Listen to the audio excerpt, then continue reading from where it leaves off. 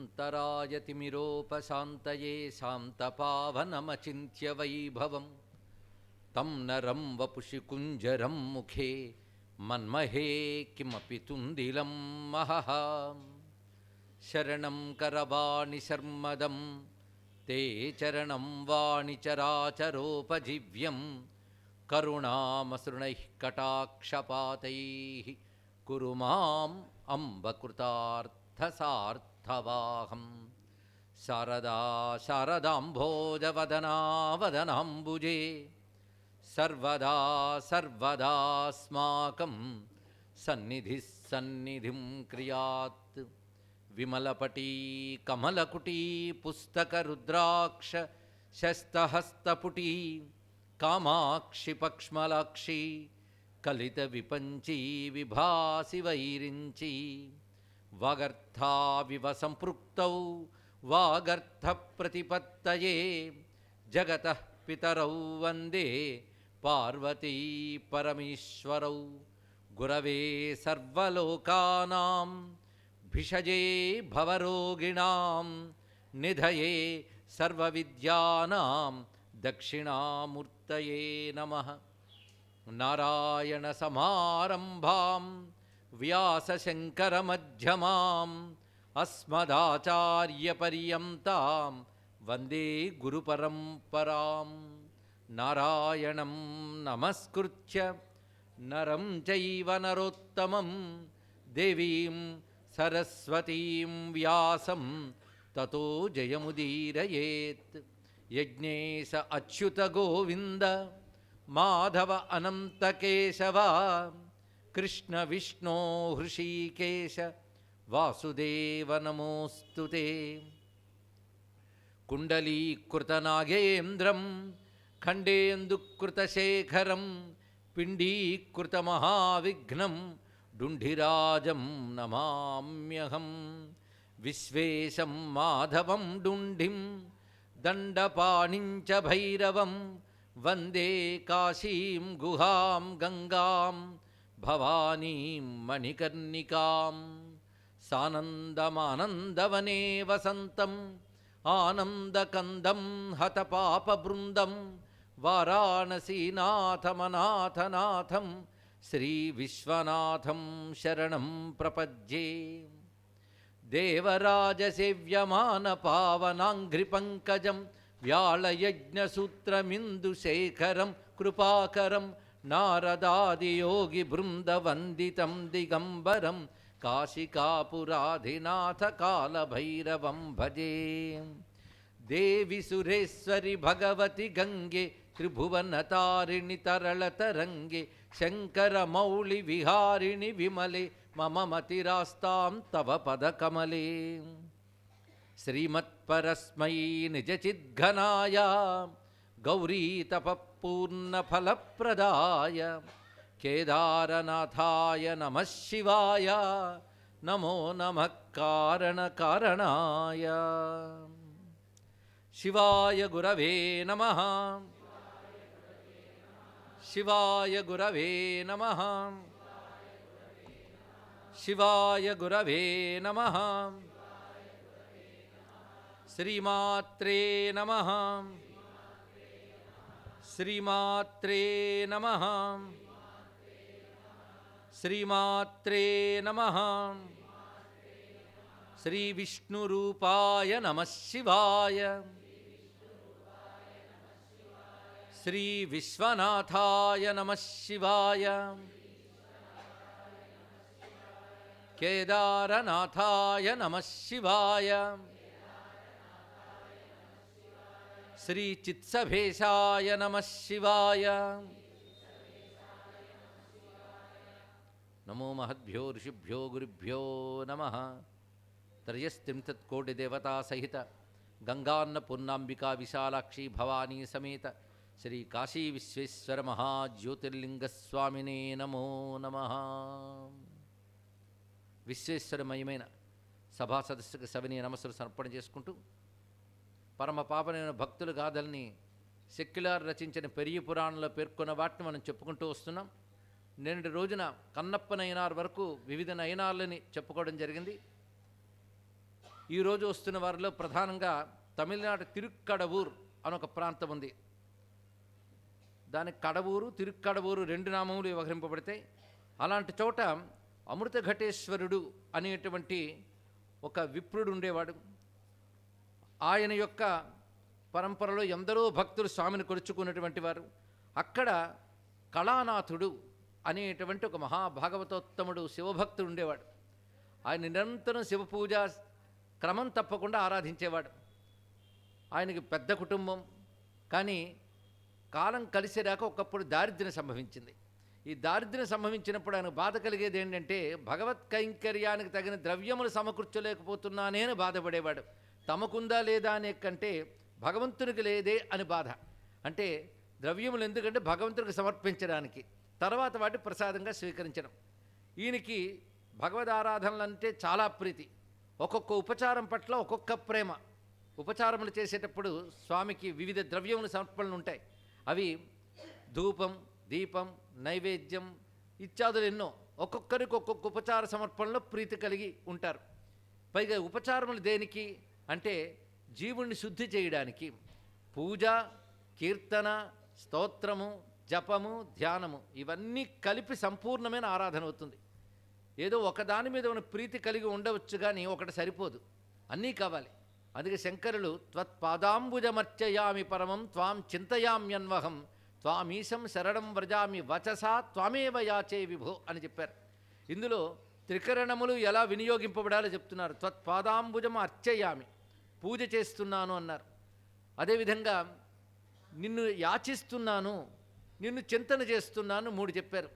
యాచించుట అంటే అడుగుట, అది స్తోత్రం అనే మాటలో చెప్తే వాక్కు, అర్చించడం శరీరం, అలాగే చింతన చేయడం మనస్సు. త్రికరణాలు వినియోగింపబడాలి పూజలో. దీనికి కారణం ఏంటంటే, మనం అనుభవిస్తున్న కర్మలన్నీ త్రికరణాలతో చేసుకున్న పాపపుణ్యాల ఫలితంగానే వస్తున్నాయి. ఇప్పుడు మళ్ళీ వీటి అనుభవించేది త్రికరణాలతోనే, ఒకప్పుడు చేసింది త్రికరణాలే. కనుక త్రికరణాలు శుద్ధి కావాలి ముందు. త్రికరణాలు శుద్ధి అయితేనే భక్తో జ్ఞానమో వెలగబడతాం. అందుకు త్రికరణ శుద్ధికి పూజాధికాలు, క్షేత్ర పర్యటనలు ఇవన్నీ చేయడం వల్ల శరీరం ముందు శుద్ధి అవుతుంది. చింతన, స్మరణ, ధ్యానం వల్ల అంతఃకరణ శుద్ధి అవుతుంది. జపము, స్తోత్రము, సంకీర్తనం వల్ల వాక్శుద్ధి ఏర్పడుతుంది. 3 అయితేనే పరిపూర్ణంగా భగవద్ అనుగ్రహాన్ని మనం పొందగలం. అందుకే మహాత్ములు 3టి యందు ప్రేమ ఉంటుంది. మహానుభావులు, గొప్ప గొప్ప యోగులు కూడా భక్తిలో వివిధ విధానాలు చెప్తూ నారదుల వారు చెప్తారు. పూజాదిష్వత్య అనురాగ గర్గ అన్నారు. పూజాదులు యందు అనురాగమే భక్తి అని ఒక ఆయన చెప్తాడు.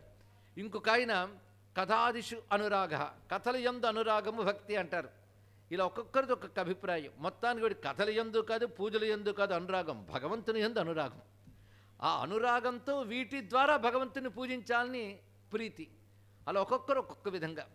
ఇతడు గొప్ప శైవ జ్ఞానం కలిగిన వాడైనప్పటికి కూడా పూజాదులు యందు అనురాగం, స్వామికి ఉపచారము లోటు లేకుండా జరగాలని భావం కలిగినవాడు. అయితే ఈ దారిద్ర్యం తట్టుకోలేక ఇంట్లో రోజులు వెళ్ళమారడం కూడా కష్టమైన పరిస్థితి ఏర్పడింది. అప్పుడు భార్య కష్టకాలంలో ఉన్నాం కనుక ఈ మంగళసూత్రాలు కాస్త తాకట్టు పెట్టి డబ్బు తీసుకురండి, ఇంట్లో కావలసిన ద్రవ్యాలు తీసుకురండి అని చెప్తే ఇష్టం లేకపోయినా తప్పనిసరి బయలుదేరి వాటిని తాకట్టు పెట్టి డబ్బు తీసుకుని వస్తున్నాడు. వస్తూ ఉండగా త్రోవలో రకరకాల ధూప సామగ్రి అమ్మేవాడు కనబడ్డాడు. ధూపం వేయడం కూడా చాలా విశేషం ఉందండి. ఏదో అగరబత్తులు అమ్మడం, దొరకడం, పెట్టుకోవడం కాదు. ధూపములకు కూడా శాస్త్రం చాలా విధానాలు చెప్పింది. గుగ్గిలము, అగరు, సాంబ్రాణి ఇవన్నీ వింటూ ఉంటాం. ఇవి ఇప్పుడు రకరకాల రూపాలు వచ్చాయి, కానీ అప్పుడు వాటిని తీసుకొచ్చి సేకరించుకొని పద్ధతికి ఇచ్చేవారు. అలా ప్రతి ఉపచారంలో ఒక ప్రత్యేకత ఉంటుంది. నైవేద్యాల్లో కూడా ప్రత్యేకత ఉంది. ఆఖరికి తాంబూలం ఇవ్వడంలో కూడా ప్రత్యేకత ఉంటుందని ఏలా, లవంగ, కస్తూరి ఇత్యాదులు చెప్తూ, కస్తూరి, కర్పూరము ఇవన్నీ కలిపి చేసేది కర్పూర వీటిక అని చెప్తూ మనకు శాస్త్రాల్లో వర్ణించారు.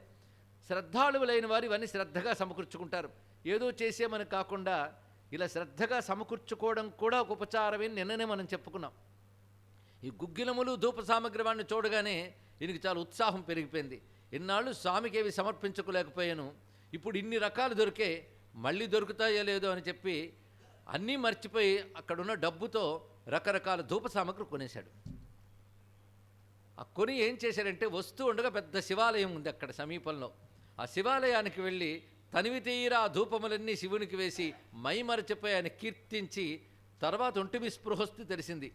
ఇంటికి డబ్బులు తీసుకెళ్లకుండా మొత్తం ఖర్చు చేశాడు. ఇప్పుడు ఇంటికి ఏ ముఖం పెట్టుకు వెళతాడు అని బాధపడుతూ వెళ్ళేటప్పటికల్లా ఇల్లు పరిసరాలు మారిపోయాయి. కుచేలుడు తిరిగి వెళ్ళినప్పుడు ఇల్లు ఎలా మారిపోయిందో అలా మారిపోయింది మొత్తం కూడాను. ఆ గృహిణి ఆశ్చర్యపోయింది. మొత్తం సంపదలన్నీ మన సమకూరే, మీరు అలా వెళ్ళలేదో ఇవి ఇలా సమకూరాయంటే ఇది ఎంత ధన్యత అని.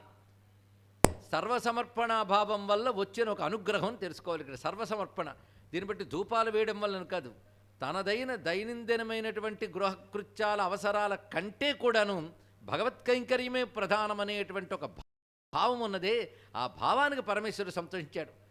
ఆయనకు అసలు పేరే గుగ్గులు కలయినాయనారని. కలయినాయనారైనప్పటికీ గుగ్గులు కలయినాయనారు. ఆయనకు అది ఎక్కువ ఇష్టం అంట. ఎందుకంటే ఈశ్వరుడికి ఒక్కొక్క ఉపచారానికి ఒక్కొక్క ఫలితం చెప్పారు. అందులో పుష్పకైంకర్యానికి ఫలితం ఏమిటి, ధూపానికి ఏంటి, దీపానికి జ్ఞానం ఫలంట, నైవేద్యానికి ఆయుస్తృప్తిశ్చ నైవేద్యాత్ అన్నారు. ఆయుష్ తృప్తి ఈ రెండు నైవేద్యం వల్ల కలుగుతాయి. కొందరు నైవేద్యం పెట్టాలండి అని అడుగుతూ ఉంటారు, మీరు తింటున్నారండి అని అడగాల్సి వస్తుంది. ఇక్కడ నైవేద్యం అంటే పెట్టడం వల్ల వచ్చే ఫలితం ఆయుష్ తృప్తి, దీపదానం వల్ల జ్ఞానం. ఇవన్నీ కూడాను ప్రధాన ప్రయోజనాలు. అవాంతర ప్రయోజనాలు మళ్ళీ ఉంటూ ఉంటాయి. అంటే ప్రధానంగా అది వచ్చినప్పటికి కూడా అవాంతరంగా కొన్ని వస్తూ ఉంటాయి. ఉదాహరణకు అభిషేకం వల్ల ఆత్మశుద్ధి ప్రధానం. కానీ అభిషేకంలో వివిధ ద్రవ్యాల సేవనానికి వివిధ ఫలాలు చెప్తూ ఉంటారు. పాలిస్తే ఏమిటి, పెరిగిస్తే ఏమిటి, ఫలితాలన్నీ శాస్త్రాలు ఉన్నాయి. అవాంతర ప్రయోజనం అంటారు. ప్రధాన ప్రయోజనం మాత్రం అభిషేకాత్ ఆత్మశుద్ధి. శాస్త్రం చెప్పిన మాటలు ఇవి తెలుసుకోవాలి. అభిషేకం వల్ల ఆత్మశుద్ధి కలగాలి. ఇక్కడ ఆత్మశుద్ధి అంటే చిత్తశుద్ధి అని అర్థం. ఇక్కడ ఆత్మనగా జీవాత్మ పరమాత్మను కాదు, చిత్తశుద్ధే అభిషేకం యొక్క ప్రయోజనం. అది తెలిసి అభిషేకం చేసిన వాడికి తొందరగానే వస్తుంది. అదేవిధంగా ధూపాత్ ఐశ్వర్యం అని చెప్పారు. ధూపం వల్ల ఐశ్వర్య ప్రాప్తి అని. అలా ఒక్కొక్కదానికి ఒక ఫలితం ఉంది. ఆ ఫలితం ఎవరికైనా కాలగతిలో క్రమంగా వస్తుంది. కానీ ఇతడి కైంకర్యానికి ఈశ్వరుడు సంతోషించి వెంటనే అంత ఐశ్వర్యాన్ని ప్రసాదించాడు. అంటే శాస్త్రం చెప్పిన వాక్యం సత్యమని అటువంటి చిత్తశుద్ధి కలిగిన భక్తుల విషయంలో సద్యఫలంగా వస్తుంది. అది ఎప్పుడైతే ఈ విధంగా లభించిందో చాలా సంతోషించాడైనా. ఎందుకంటే ఇంట్లో ఇంకా అవసరాల కోసం పోరుండదు, తాను చక్కగా ఈశ్వర కైంకర్యం చేసుకోవచ్చు. ఇలా ఉన్నటువంటి భక్తుడికి మరొక అద్భుతమైన భక్తిభావ ప్రకటనకు అవకాశం ఏర్పడింది. సరిగ్గా కొంత దూరంలో తిరుప్పనందాల్ అనే క్షేత్రం ఉంది. దానికి తాళమూల నగరం అని సంస్కృతంలో పేరు. ఇది కలశీపురం అనే ప్రాంతానికి పశ్చిమం వైపు వస్తుంది. ఇక్కడ ఆ తాళమూల నగరంలో పరమేశ్వరుడు ఉన్నాడు. ఈశ్వర సేవకి దేవతలు వస్తారు, మానవులు వస్తారు. దేవ పూజలు మనకు కనబడరు, వాళ్ళు ప్రచ్ఛన్న రూపాలతో చేస్తూ ఉంటారు. మహాక్షేత్రంలో ఇది జరుగుతుంటుంది. కాశీక్షేత్రంలో కూడా వివిధ దేవతలు శివుని ఆరాధించే సమయంలో విధి విధాలుగా ఉంటాయని కాశీఖండం చెప్తున్నది.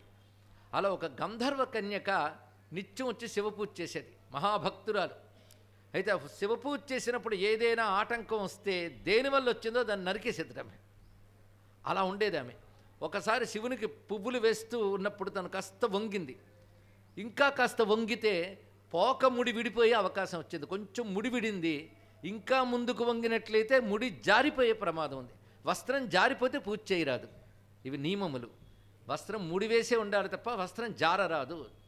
అందుకు ఇప్పుడు ఇలా పువ్వులు వేయడానికి మరికాస్త ముంగితే వస్త్రం జారిపోతుంది. వస్త్రం జారితే నియమం దెబ్బతింటుంది. కానీ ఏం చేయాలి? ఎలాగైనా ఆ భాగం ఏదైతే నాకు ఆటంకం కలిగితే దాన్నే ఖండించాలని మనసులో అనుకుంది.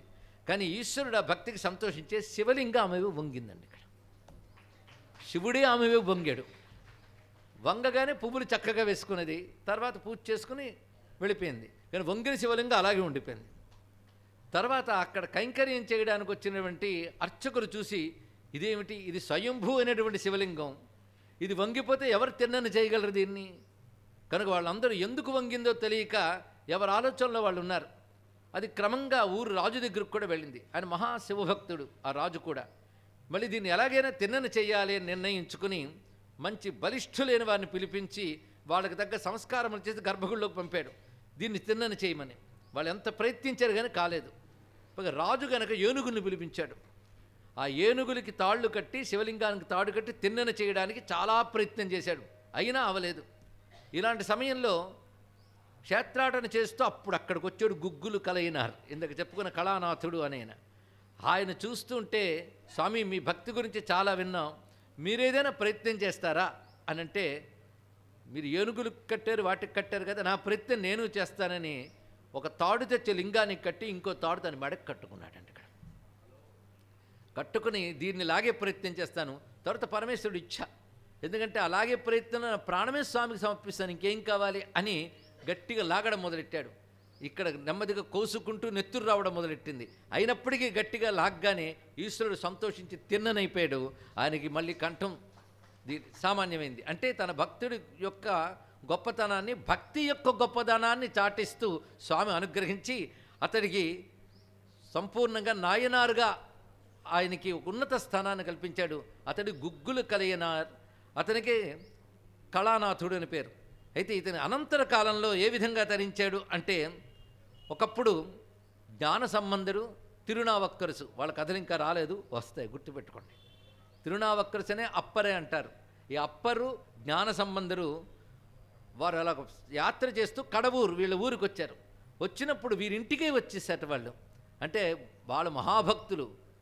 ముఖ్యంగా 64లో ఒక 4 అత్యంత ప్రధానం అని చెప్పుకున్నాం. ఒకరి కథ ముందే చెప్పుకున్నాం, ఇంకొక 2 రాబోతున్నారు.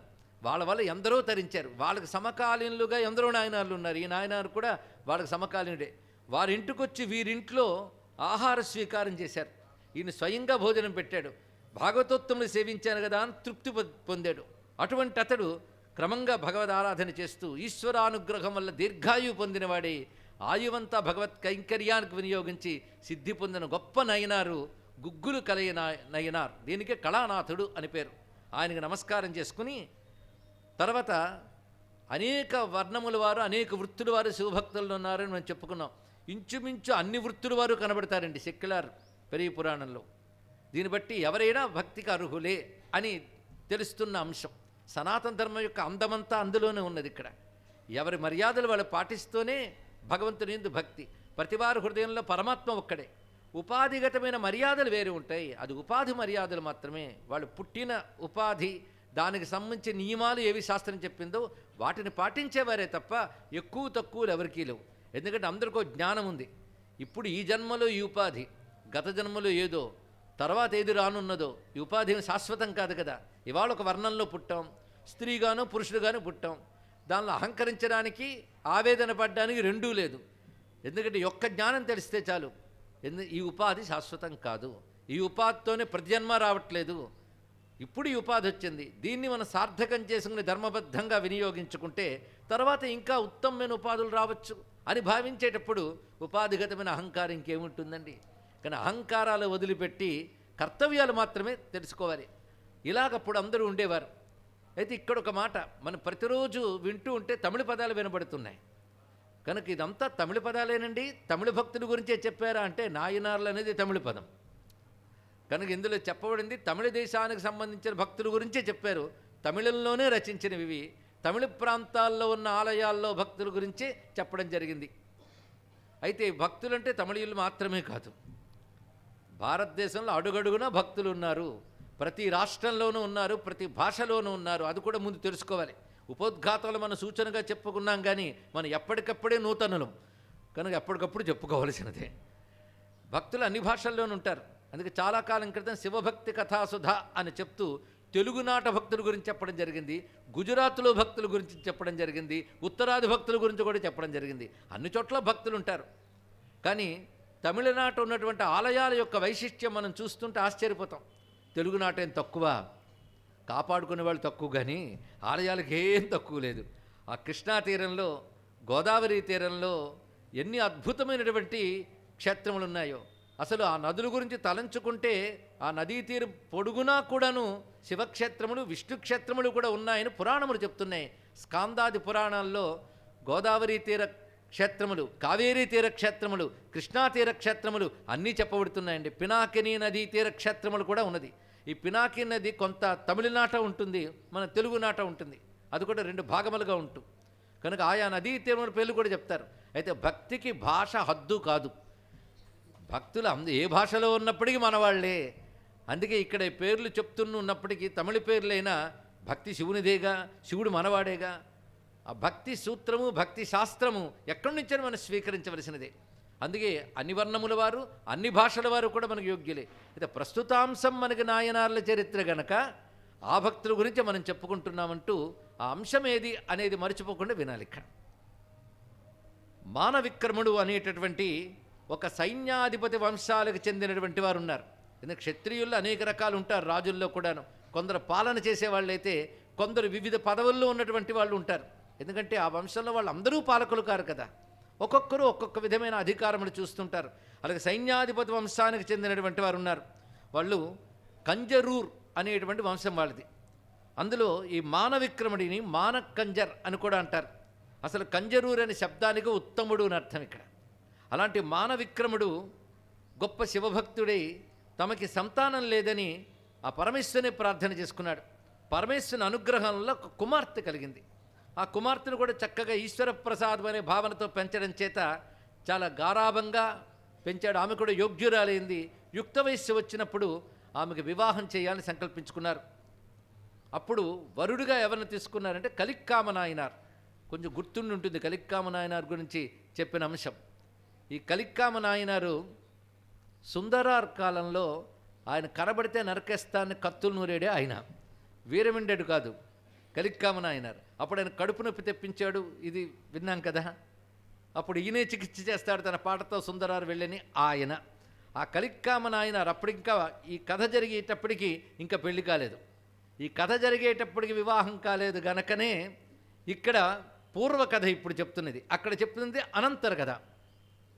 ఈ కలిక్కామ నాయనారికి తన అమ్మాయిని ఇవ్వాలని అనుకున్నారు. ఎందుకంటే అతడు చాలా యోగ్యుడైనటువంటి వాడు, అతడు సైన్యవంశానికి చెందినటువంటి వాడు గనక తగిన వరుడు అనేటువంటి భావనతో సంబంధం కుదిర్చారు. వివాహం చక్కగా ఏర్పాట్లయ్యాయి. ఇంకా పెళ్లి కొడుకుని చేసి అతన్ని తీసుకొచ్చారు. ఇంక ఈమెను పెళ్లి కూతురుగా కూడా తీసుకొస్తుంటే అక్కడికి ఒక కపాల సంప్రదాయానికి చెందిన కాపాలికుడు అక్కడికి వచ్చాడు. కాపాలికుడైన శివభక్తులు ఒక సంప్రదాయం, అది మనం అనుసరించవచ్చు అనుసరించకపోవచ్చు. కానీ శివభక్తులు వివిధ సంప్రదాయాలు ఉంటాయి. కాపాలిక సంప్రదాయం ఒకటి, పాశుపత సంప్రదాయం ఒకటి, అందులో వీర పాశుపతను మరొకటి. కొన్ని తీవ్రమైన, ఇప్పుడు అఘోర మతం ఒకటి ఉంది, మనం చూస్తుంటాం. ఈ అఘోర మతం మనకు స్వీకార్యం కాదు, కానీ అదొక మతం, అదొక సంప్రదాయం. వీళ్ళందరూ శివభక్తికి సంబంధించిన వాళ్ళే. వాళ్ళ కనబడినప్పుడు శివభక్తులుగా గౌరవిస్తే చాలు, అవి మనం అనుసరించనక్కర్లేదు. అది మనం కూడా అఘోర సంప్రదాయంలో బయలుదేరదామని ఎక్కర్లేదు. ఎందుకంటే చక్కగా ఆదిశంకర సంప్రదాయంలో వైదిక సంప్రదాయంలో ఉన్నవాళ్ళు అటు ఆకర్షితులు కానక్కర్లేదు. కానీ ఆ సంప్రదాయం దానిది, ప్రధాన్ని గౌరవిస్తాం. అలాగే ఈ కాపాలిక సంప్రదాయం ఉంది. ఏమైనా శివుడు అందరికి కావలసిన వాడే. ఈ కాపాలిక సంప్రదాయంలో ఉన్నవాడు సరిగ్గా అక్కడికి వచ్చాడు. పైగా దానికి తగ్గట్టుగా వీర సిద్ధాంతానికి చెందినవాడు కనుక అలంకారం కూడా అలాగే ఉన్నది. ఆయన తిన్నగా వచ్చి ఎప్పుడైతే కూర్చున్నాడో మహాశివభక్తుడైనటువంటి మానవిక్రముడు ఆయనకి పాదపూజ చేసి, మంచి సమయానికి వచ్చారు, మా అమ్మాయి పెళ్ళి యోగ్యుడైనటువంటి వానితో జరుగుతున్నది, ఇలాంటి సమయంలో మీరు రావడం మా భాగ్యము, మీకు ఏది కావాలో చెప్పండి సమకూర్చుతామన్నాడు. అతడు నేను కుటీరం వేసుకుంటున్నానయ్యా. ఆ కుటీరం వేసుకున్నాడు మా సంప్రదాయం ప్రకారంగా అందమైన కేశములతో వాటికి పైన అల్లాలి. పైన వేసినటువంటి ఆ కర్ర పుల్లన్ని కట్టేటప్పుడు అందమైన కేశములతో కట్టాలి. అలా కట్టే వాటిని వెతుక్కుంటూ వస్తున్నాను, కొంతమేరకు సేకరించగలిగాను. ఇప్పుడు చూస్తుంటే మీ అమ్మాయికి ఒత్తైనటువంటి కేశములు ఉన్నాయి, ఇవి కానీ ఇస్తే నేను ఆ కుటీరం అల్లుకుంటాను అన్నాడు. ఏది పెళ్లి కూతురుగా కూర్చునిందాం. అప్పుడు ఆ మాట అన్నాడు. ఎప్పుడో ఇటు అటు ఆలోచించకుండా ఆ మారనారు, అయ్యా నా కూతురు, అల్లుడేమనుకుంటాడో వెయ్యింకులు ఏమనుకుంటారో కూడా ఆలోచించకుండా వెంటనే జుట్టు ఎత్తి కత్తితో కోసి ఆయనకి ఇచ్చేట. ఇచ్చిన వెంటనే అతడు తన అసలు రూపాన్ని చూపించి ఆమెకు మళ్ళీ కేశపాసాలను అందించి అనుగ్రహించి, నువ్వు నాయనారుగా యోగ్యుడు అవుతావు అని చెప్పి ఆ మారనాయనార్ని ఈ విధంగా అనుగ్రహించాడండి. ఇది విన్నప్పుడు కూడా మనం మునుపు చెప్పిన వృత్తాంతములని తెలుసుకోవాలి. అతను శివభక్తుడిగా భావించి ఈమె శివప్రసాదము అని భావించిన వాడి శివభక్తుడి యాజ్ఞ శివుని యాజ్ఞ అని భావించడం చేతి పని చేయగానే పరమేశ్వరుడు అతడికి తన అనే అభిమానం లేని భక్తిని చేశాడు. తన కూతురు ఇప్పుడు పెళ్ళవుతోందని లోక విచక్షణ ఏమీ లేకుండా ఈశ్వరార్పణ బుద్ధి చేత చేసినందుకు గాను ఈశ్వరుడు తిరిగి ఆ కుమార్తెకు సంపూర్ణమైన కేశములు ఇవ్వడమే కాకుండా అనుగ్రహం చేశాడు. ఈయన్ని మనం మారనాయనార్ అని చెప్తున్నాం. మరొక నాయనార్ గురించి పెడుతున్నాం. ఇతడు కర్షకుల వంశానికి చెందినవాడు. అందుకే సంస్కృతంలో గాంగేయ వంశ హాలిక అన్నారు. ఇక్కడ గాంగేయ వంశం అంటే గంగని నమ్ముకుని ఉండేటువంటి వాళ్ళు గాంగేయులు. అనగా నీటి ఆధారంగా జీవించే వాళ్ళంటే కర్షకులు మొదలైన వారందరూ, జాలరులు, వీళ్ళందరూ చెప్పబడతారు. మొత్తానికి ఇతడు గొప్ప సంపన్నుడు కూడా. దీని మూలంలో ఈయన పేరు శంకులాదాయుడు అని చెప్పారు. ఈయన అరివాట్ట నాయనార్ అని కూడా ఉంటారు. ఈ శంకులాదాయుడు గొప్ప సంపన్న గృహస్థుడే, ఎల్లవేళలా భక్తితో కొలుచుకుంటూ ఉంటాడు ఈశ్వరుణ్ణి. ఇంకొక నియమం ఏమి పెట్టుకున్నా అంటే, ఈశ్వరుడికి చక్కని పదార్థాలు నైవేద్యం పెట్టాలి. ఒక్కొక్కరిది ఒక్కొక్క పద్ధతి. ముందు చెప్పున ఆయన ధూప సామగ్రి, గుగ్గిల నాయనారు, ఆయన గుగ్గిల కలయ నాయనారు. ఈయనకేంటంటే నైవేద్యం. ఇలా ఉపచారానికి ఒక భక్తుడు దొరుకుతాడేమో చూద్దాం. ఎందుకంటే ఒక్కొక్క చోట ఒక్కొక్క ఉపచారం ప్రసిద్ధండి. మీరు ఉత్తరాపథంలో మొత్తం వెతకండి, వాళ్ళు పూజలు మాని చేస్తారు, కానీ హారతలు అంటే వాళ్ళకి చాలా ముఖ్యం. హారత అనగానే ఎక్కడ లేని జనం వచ్చేస్తారు.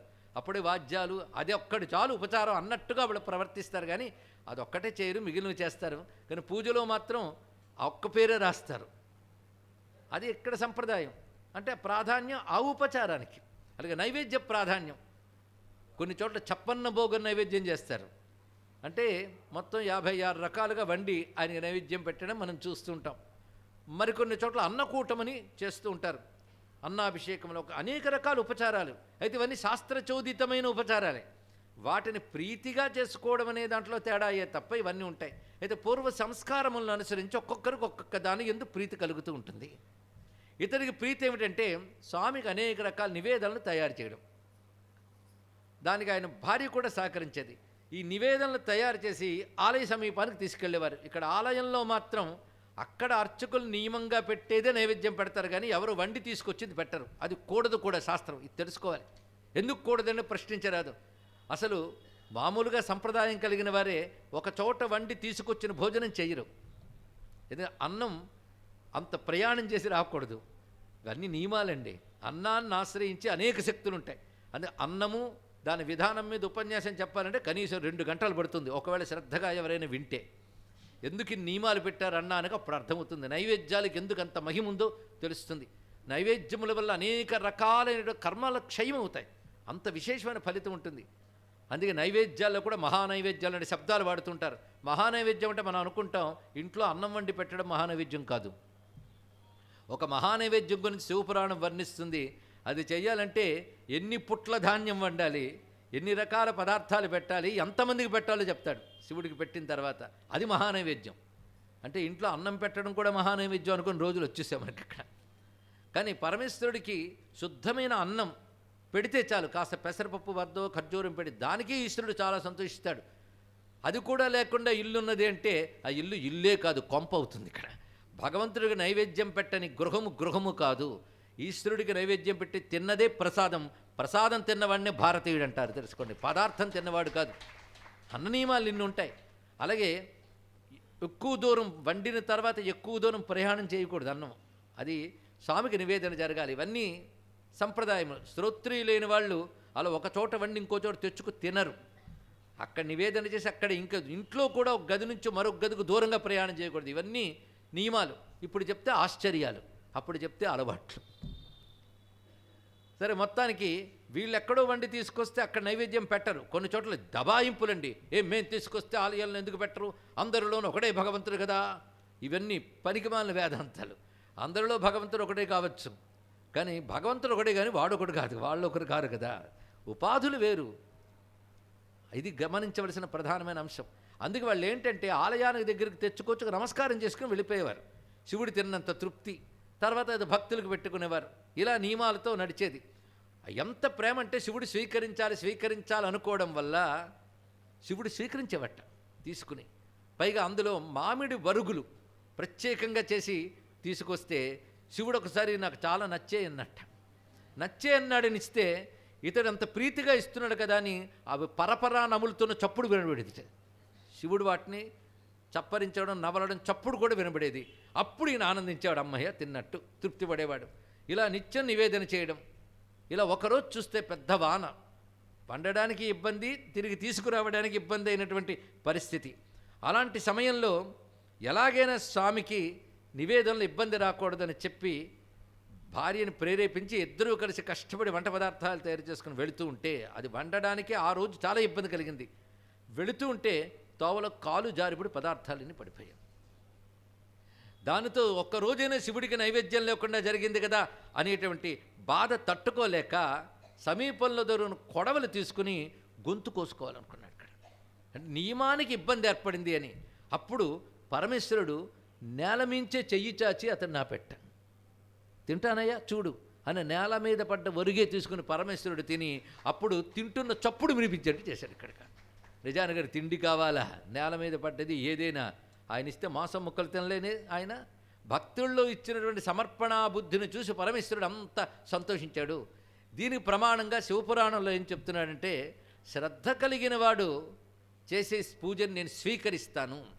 అంతేనా ఒకరోజు శ్రద్ధ ఒకరోజు బద్ధకం ఇలాంటి పూజలు ఏమిటి? ఆ శ్రద్ధ అనేది ఒక్కరోజు నియమం తప్పినా గొంతు కోసుకుంటానన్నటువంటి ఆ భక్తుడి యొక్క నిష్ఠ చూస్తే పరమేశ్వరుడికి 3 వస్తే ఒకలా 3 లేకపోతే ఒకలా అని కాకుండా శ్రద్ధతో చేసేవాడు నిరంతరం ఎలా ఉంటాడో దీన్ని బట్టి తెలుసుకోవాల్సిన అంశం. అది శ్రద్ధామయ్యస్తి చేత్పుంసాం ఏనకేనాపి హేతున వశ్య స్పృశ్యశ్చ దృశ్యశ్చ పూజ్య సంభాష్య ఏవచ అని స్వామి స్వయంగా అమ్మవారితో శివుడు చెప్పినట్లుగా శివపురాణం చెప్తున్నది. ఏ కారణం చేతనైనా నాపై శ్రద్ధ కలిగినట్లయితే, ఏ కారణం చేతనైనా అనే మాట చాలా విశేషం అండి. శ్రద్ధామయ్యస్తి చేత్పుంసాం ఏనకేనాపి హేతున అంటే అర్థం ఏమిటి? వాడు పెద్ద శాస్త్రవేత్త కావచ్చు, శాస్త్రము ద్వారా శ్రద్ధ కలగచ్చు, కొందరికి ఏమీ తెలియకపోవచ్చు. కానీ ఆ శివుడు నిన్న కన్నప్ప శాస్త్రములో తెలుసుకుని శివలింగమును పూజించినా గొప్ప పుణ్యము కలుగును అనుకున్నాడా అని చూస్తూనే సహజంగా మనసు కరిగిపోయింది. అది రావడానికి ఎన్ని జన్మల తపస్సు ఉండాలండి. అది రాయనే భావం ఇసుమంతు కూడా లేదు. అందుకేగా నువ్వు తినకపోతే ప్రాణాలు వదిలేస్తానన్నాడు. ఆ శ్రద్ధని మనం వర్ణించగలమా? శ్రద్ధ యొక్క పూర్ణ దశ అది. అలాంటి శ్రద్ధ ఏ కారణం చేతనైనా అంటే అది అందులో చెప్తున్న అంశం. ఒక శాస్త్రము తెలిసిన మహానుభావుడికో శ్రద్ధ కలగవచ్చు, ఏ శాస్త్రము తెలియని అమాయకుడికి ఒక విధంగా శ్రద్ధ కలగవచ్చు. నిన్నెవరో అన్నారు వాళ్ళందరిది మూఢభక్తి అని. ఆ మాట అనరాదు, దాన్ని గాఢభక్తి అంటారు. ఇక్కడ మూఢభక్తి తప్పు, గాఢభక్తి అనాలి. ఇక్కడ మూఢత్వాన్ని ఎలా అంటాం? మనకి భౌతికమైన స్పృహ ఉంది గనక అయ్యో ఇది ఎలా కోల్పోతామో. ఇందాక కథలోనే జుట్టు పట్టుని తీసేస్తారండి ఎవడైనా, అంత మూఢత్వం కాకపోతే. అంటే ఇది నా కూతురు, ఆమె జుట్టు, ఈ భావమేమీ లేకుండా ఈశ్వర భావం ఉన్న స్థితిలో వెళ్ళినప్పుడు అది తదేక నిష్ఠత కూడా శ్రద్ధ అవుతుందే తప్ప దాన్ని మూఢం అనకూడదు. కనుకనే కన్నప్పది మూఢభక్తి అని పొరపాటును కూడా అనకూడదు. ఒకవేళ ఎప్పుడైనా అన్నట్లయితే లెంపలేసుకోండి. ఇక్కడ అనేది గాఢభక్తి. గాఢభక్తి, గాఢమైన భక్తి దొరకడం మహా కష్టం. అది శ్రద్ధాపూర్వక భక్తి. ఇలా శ్రద్ధ కలిగిన వాడు కానీ నన్ను పూజిస్తే వాడికి నేను వశ్య, స్పృశ్య, దృశ్య, పూజ్య, సంభాష్య 4 చెప్పాడు. వశ్య అంటే వాడికి లొంగిపోతాను, అంతేగా. దృశ్య వాడికి కనబడతాను. స్పృశ్య వాడు నన్ను ముట్టుకోవచ్చు, వాడికి నా స్పర్శ దొరుకుతుంది. పూజ్య చెయ్యి చాచి వాడి పూజ అందుకుంటాను. సంభాష్య వాడితో మాట్లాడతాను అన్నాడు ఇక్కడ. మరి అటువంటప్పుడు శివుడికి అందలేదే అనే బాధతో ఉన్నప్పుడు నువ్వు నాకని తెచ్చినప్పుడే నాకు అది అందిపోయింది. అందుకే నేల మీద పడ్డా నేల నేను కాదా, నాకు అందింది అని చెప్తూ అందిన సూచకంగా తింటున్న చప్పుడు మళ్ళీ వినిపించేట రోజులకే. దానితో ఈ మహాభక్తుడికి ఊరిలో ప్రసిద్ధి వచ్చేసింది. కొడవలు పట్టుకుని పైకెత్తాడు కానీ శివానుగ్రహం వల్ల బ్రతికిపోయాడు కనుక ఈయనకి అరివాల్ తాయ్ నాయినార్. అరివాల్ అంటే కొడవలి, అరివాల్ తాయ్ నాయినార్. అంతకుముందు అరివాట్టాయి నాయనారు, ఆయన అరివాల్ తాయ్ నాయనారు, కొడవలి నాయనారు అని పేరు. ఆయన గుగ్గులు నాయనారులాగే ఈయన కొడవలి నాయనారు అని పేరు వచ్చింది. ఇలా చూస్తుండగా మరొక మహానుభావుడి కథకి వెళుతున్నాం. తిరుమంగళం అనే క్షేత్రం ఉంది. ఇది చిదంబర సమీపంలో ఉంటుంది. అక్కడ అమ్మవారు సర్వమంగళ. సర్వమంగళ అనే నామంతో ఉంటుంది కనుక దానికి తిరుమంగళం అని పేరు వచ్చింది. ఇది విశేషమైన కథ అండి. అక్కడ గోనాథుడు అని ఒక మహాభక్తుడు ఉండేవాడు. ఆయనకి ఆనాయ్ అని పేరు తమిళ భాషలో, కానీ సంస్కృతంలో ఉపమన్యులు వారు చెప్పిన ప్రకారంగా గోనాథుడు ఆయన పేరు. ఆయన పని ఏమిటంటే పశుగణాలని పోషిస్తూ జీవించేవాడు. ఆయన అంటే గోవుల్ని తోలుకుంటూ ఉండేటువంటి వాడు. ఇప్పుడు ఈ వృత్తి వాడు వచ్చాడు, గోవుల్ని తోలుకునేటువంటి గోపకుడు. కానీ మహాశివభక్తుడు, నిరంతరం శివుడి మీద ప్రీతి. అతడు ఏం చేసేవాడంటే ఒక పిల్లంగురవి తయారు చేసుకుని దానికి రంధ్రాలు పొడిచి శివుడు నాదరూపుడిని ఎక్కడో విని నాదము ద్వారా ఆయన సంతోషపరచాలి అంటూ తృప్తిగా వాటి మీద శివుడిని ఉద్దేశించి గానం చేసేవాడు. ఆ ధ్వని వింటూ ఉంటే శివగీతమో విష్ణుగీతమో అని తెలియదు, కానీ వాయించి ఆయనకు తెలుసు ఇది శివ సంబంధంగా ఆయన భావన చేస్తూ తాను విన్నటువంటి శివగీతాలని దాని మీద ఆలాపన చేసేవాడు. అలాంటి ఆయన ఈ అరణ్యాల్లోకి వెళుతూ ఆవుల్ని తోలుతూ ఉంటే ఒకచోట ఒక మహర్షి తపస్సు చేస్తూ కనబడుతున్నాడు. సౌభాగ్యవశాత్తు అతను భృగువంశానికి చెందిన ఒక మహర్షి అక్కడున్నాడు. ఇది ఇతడి భాగ్యం అండి, అలాంటి మహాత్ములు తారసపడ్డం. ఆయన చూడగా నేను కనిపించింది, పాదాలపై నమస్కారం చేసి నాకు పరమేశ్వరుడు అంటే ప్రీతి ఉన్నది, ఆయన అనుగ్రహం పొందాలంటే నేనేం చేయాలో చెప్పండి. ఎందుకంటే పెద్దలు మాట ప్రకారంగా స్వామిని ఆరాధించాలి, అదే గురువుని ఆశ్రయించాలి అని విన్నాను. నాకెవరూ గురువు లేరు, మీరు అనుగ్రహించిన యోగ్యుడినైతే మార్గం చెప్పండి అంటే అతని యొక్క భక్తికి అతను కరిగిపోయి శివపంచాక్షరి మంత్రాన్ని ఉపదేశించారండి ఆయనకి, ఆ గోపకుడికి. దానితో అతడు కూర్చొని ఆ పంచాక్షరి జపం చేయడం మొదలుపెట్టాడు. ప్రేమగా శ్రద్ధగా చెయ్యగా తాను గమనించింది ఏంటంటే అన్ని విద్యలకి అన్ని నాదములకు ఆధారం పరమేశ్వరుడే. అర్థమైంది ఆయనకి. భక్తి జ్ఞానాన్ని ఇస్తుందంటే ఇది అర్థం. పుస్తకాలు చదివినా రాదు, పుస్తకాల దగ్గర కూడా పండితుడు అక్షర సహా బోధించినా రాదు, వచ్చినా వంట పట్టదు. భక్తి అన్నీ ఇస్తుందండి. ఇక్కడ భక్తి వల్ల ఇతనికి అర్థమైంది. నిరంతర పంచాక్షరి జపం వల్ల ఇతనికి జ్ఞానం కలుగుతుంది. ఈ పంచాక్షరులకు నాదం ఉంది, ఇది కేవలం 5 అక్షరాల గుంపు కాదు, ఇందులో ఏవో రహస్య విద్య, ఇది సర్వ విద్యలకి మూల విద్య ఇది అని అర్థమయ్యి ఒక్కొక్క దానిలో ఒక్కొక్క రకమైన స్వరం ఆయన గోచరిస్తోంది. సమస్త సంగీతాది విద్యలకు మూలం పంచాక్షరి, అలాగే అక్షర విద్యలకు కూడా మూలం పంచాక్షరే అని తెలుసుకున్నాడు.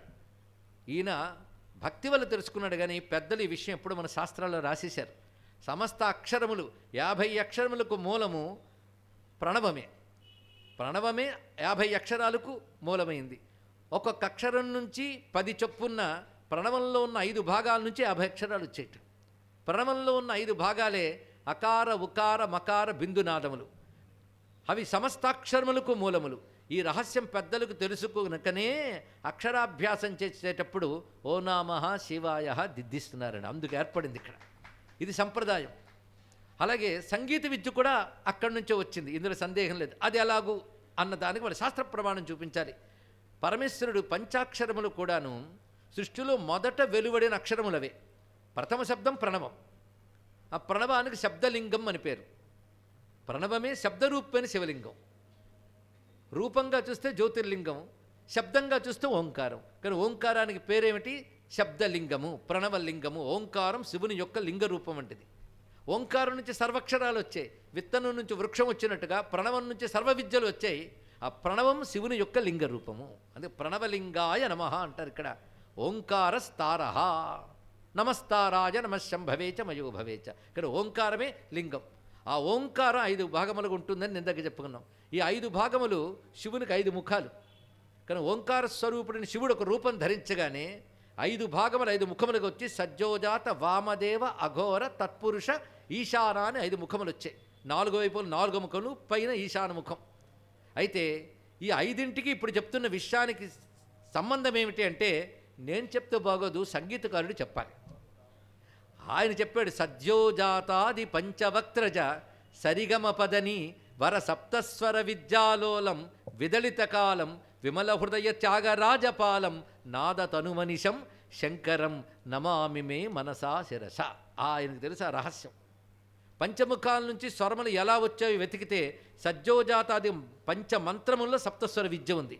ఇప్పుడు అవన్నీ నేను చెప్తే పెద్ద విషయం అవుతుంది, కానీ పంచముఖాల నుంచే సప్తస్వర విద్య వచ్చింది అన్నప్పుడు, పంచముఖాల నుంచే నామ శివాయ వచ్చినప్పుడు పంచాక్షరి సంగీత విద్యకు సంబంధం ఉందా లేదా? కనుక నాదాధారము శివుడే. అందుకే సదాశివమయమగు నాదోంకార విధులు అంటాడు త్యాగయ్య మరొక చోట. నాదతనుమనిశం శంకరం అన్నాడు. నాదతనుని యొక్క 5 వదనములే సజ్జోజాతి వదనములు. అందుకే పంచాక్షరి విద్యలోనే సంగీతం దాగి ఉన్నది, అక్షరములు దాగి ఉన్నాయి. అందుకే పంచాక్షరి విద్య సారస్వత విద్యల్లో ఒకటిగా తంత్రశాస్త్రాలు చెప్తున్నాయి. సారస్వతి విద్యలు అంటే అద్భుతమైన శాస్త్రజ్ఞానం, సాహిత్య జ్ఞానం కలగడానికి కొన్ని ఉపాసనలు చెప్పారు. అవి సరస్వతి ఉపాసన, హయగ్రీవ ఉపాసన ఇత్యాదులు ఉన్నాయి, దక్షిణామూర్తి ఉపాసన. అలాగే పంచాక్షరి ఉపాసన కూడా అలాంటి విద్యలను ఇస్తుందిట. అలాంటి శక్తి ఉంది పంచాక్షరికి. ఏమివ్వదండి పంచాక్షరి, అది మహాకల్పవృక్షం, దేన్నైనా ప్రసాదిస్తుంది. అది గురుకృప వల్ల లభించడంతో సిద్ధమంత్రం అయిపోయింది. తనంత తాను చేస్తే సాధ్యమంత్రం గురుకృపతో పొంది పరమ చిత్తశుద్ధితో శ్రద్ధతో చేశాడు, చెక్కు చెదరకుండా. గురువుపై భక్తి, శివునిపై భక్తి, మంత్రంపై నిష్ఠ, ఈ మూడు గట్టిగా ఉండడంతో అతనికి అర్థమైంది గానమునకు ఆధారం నాదం, నాదము శివస్వరూపము. అందుకే శివునికి నాదమునకు గురించి చెప్తూ శివపురాణంలోని ఒక మాట చెప్పాడు. అందుకే అంతరం నాస్తి నాదస్యచ శివస్యచ అన్నాడు. శివునికి నాదమునకు భేదము లేదు అని ఒక రహస్యం తెలుసుకున్నట్ట అనుభవం ద్వారా. పైగా ఇతనికి వేణుగానం ఒకటి అలవాటు ఉంది కదా, ఆ వేణుగానం ఒక అలవాటు, పంచాక్షరి ఒక అలవాటు. ఈ పంచాక్షరి మౌనంగా చేస్తున్న కొద్దీ అజపాజపంగా మారిపోయింది అతనికి. ఇది మామూలుగా మనకు లభించే సూక్ష్మ క్లుప్తపరిచిన సెక్యులర్ పెరిగి పురాణంలో దొరకదు. విస్తారం కూడా పెరిగి పురాణంలోనూ ఉపమన్యువు రచించిన శివభక్త విలాసంలో ఈ విస్తారం కనబడుతుంది. కానీ గానమునకు నాదం ఆధారమైతే నాదము శివస్వరూపము అని చెప్తూ ఈ పంచాక్షరి అజపాగా మారిపోయింది అతనికి. అజప అంటే ఊపిరిగా మంత్రం మారిపోవడం. ఇవి తెలియాలంటే సామాన్యమైన విషయం కాదండి. సిద్ధపురుషుల దగ్గర అంటే కనబడతాయి. ఒకసారి స్వయంగా ఒక మహానుభావుడు తన అనుభవాన్ని చెప్పాడు. తను హిమాలయాల్లో సాధన చేసుకుంటున్న సమయంలో ఒక యోగి ఆ రాత్రి అక్కడికి వచ్చి, ఈ రాత్రిని గుహలో కూర్చోడానికి ఉండడానికి అవకాశం ఇస్తావా అని అడిగాడు. ఆ గుహల్లోనే కుటీ ఏర్పాటు చేసుకునేవారు సాధకులు. తప్పకుండా ఉండండి అని, ఒక భాగం ఇలా ఉంటే ఇంకో భాగం అటు ఉందిట, మధ్యలో ఒక ద్వారం ఉంది, అక్కడ ఇతనికి వసతికి ఏర్పాటు చేశాడు. మధ్యరాత్రిలో పంచాక్షరి వినబడింది దీనికి. అయ్యో అతిథి వచ్చి పడుకున్నాడు, మధ్యలో లేచి పంచాక్షరి చేస్తున్నాడే మనం చూస్తే బాగా నిద్రపోతున్నట్ట. ఎక్కడి నుంచి వస్తుంది పంచాక్షరిని వెళ్ళి ఆశ్చర్యపోయి చూస్తే అతను ఊపిరిలోంచి వస్తుందండి పంచాక్షరి. ఇవి అర్థం కావడం మహా కష్టం. ఊపిరిలోంచి ఎలా వస్తుందండి అంటే సాధన ఆ దశకు వెళ్తే తెలుస్తుంది. ఉచ్ఛ్వాస నిశ్వాసలే మంత్రంగా మారిపోవడం అనేది అజప. అది శ్వాసతో మంత్రం చేసినప్పుడు దాని అనుభూతి కొంతవరకు తెలుస్తుంది. కానీ మంత్రజప పద్ధతులని శాస్త్రముల్లో చాలా ఉన్నాయి.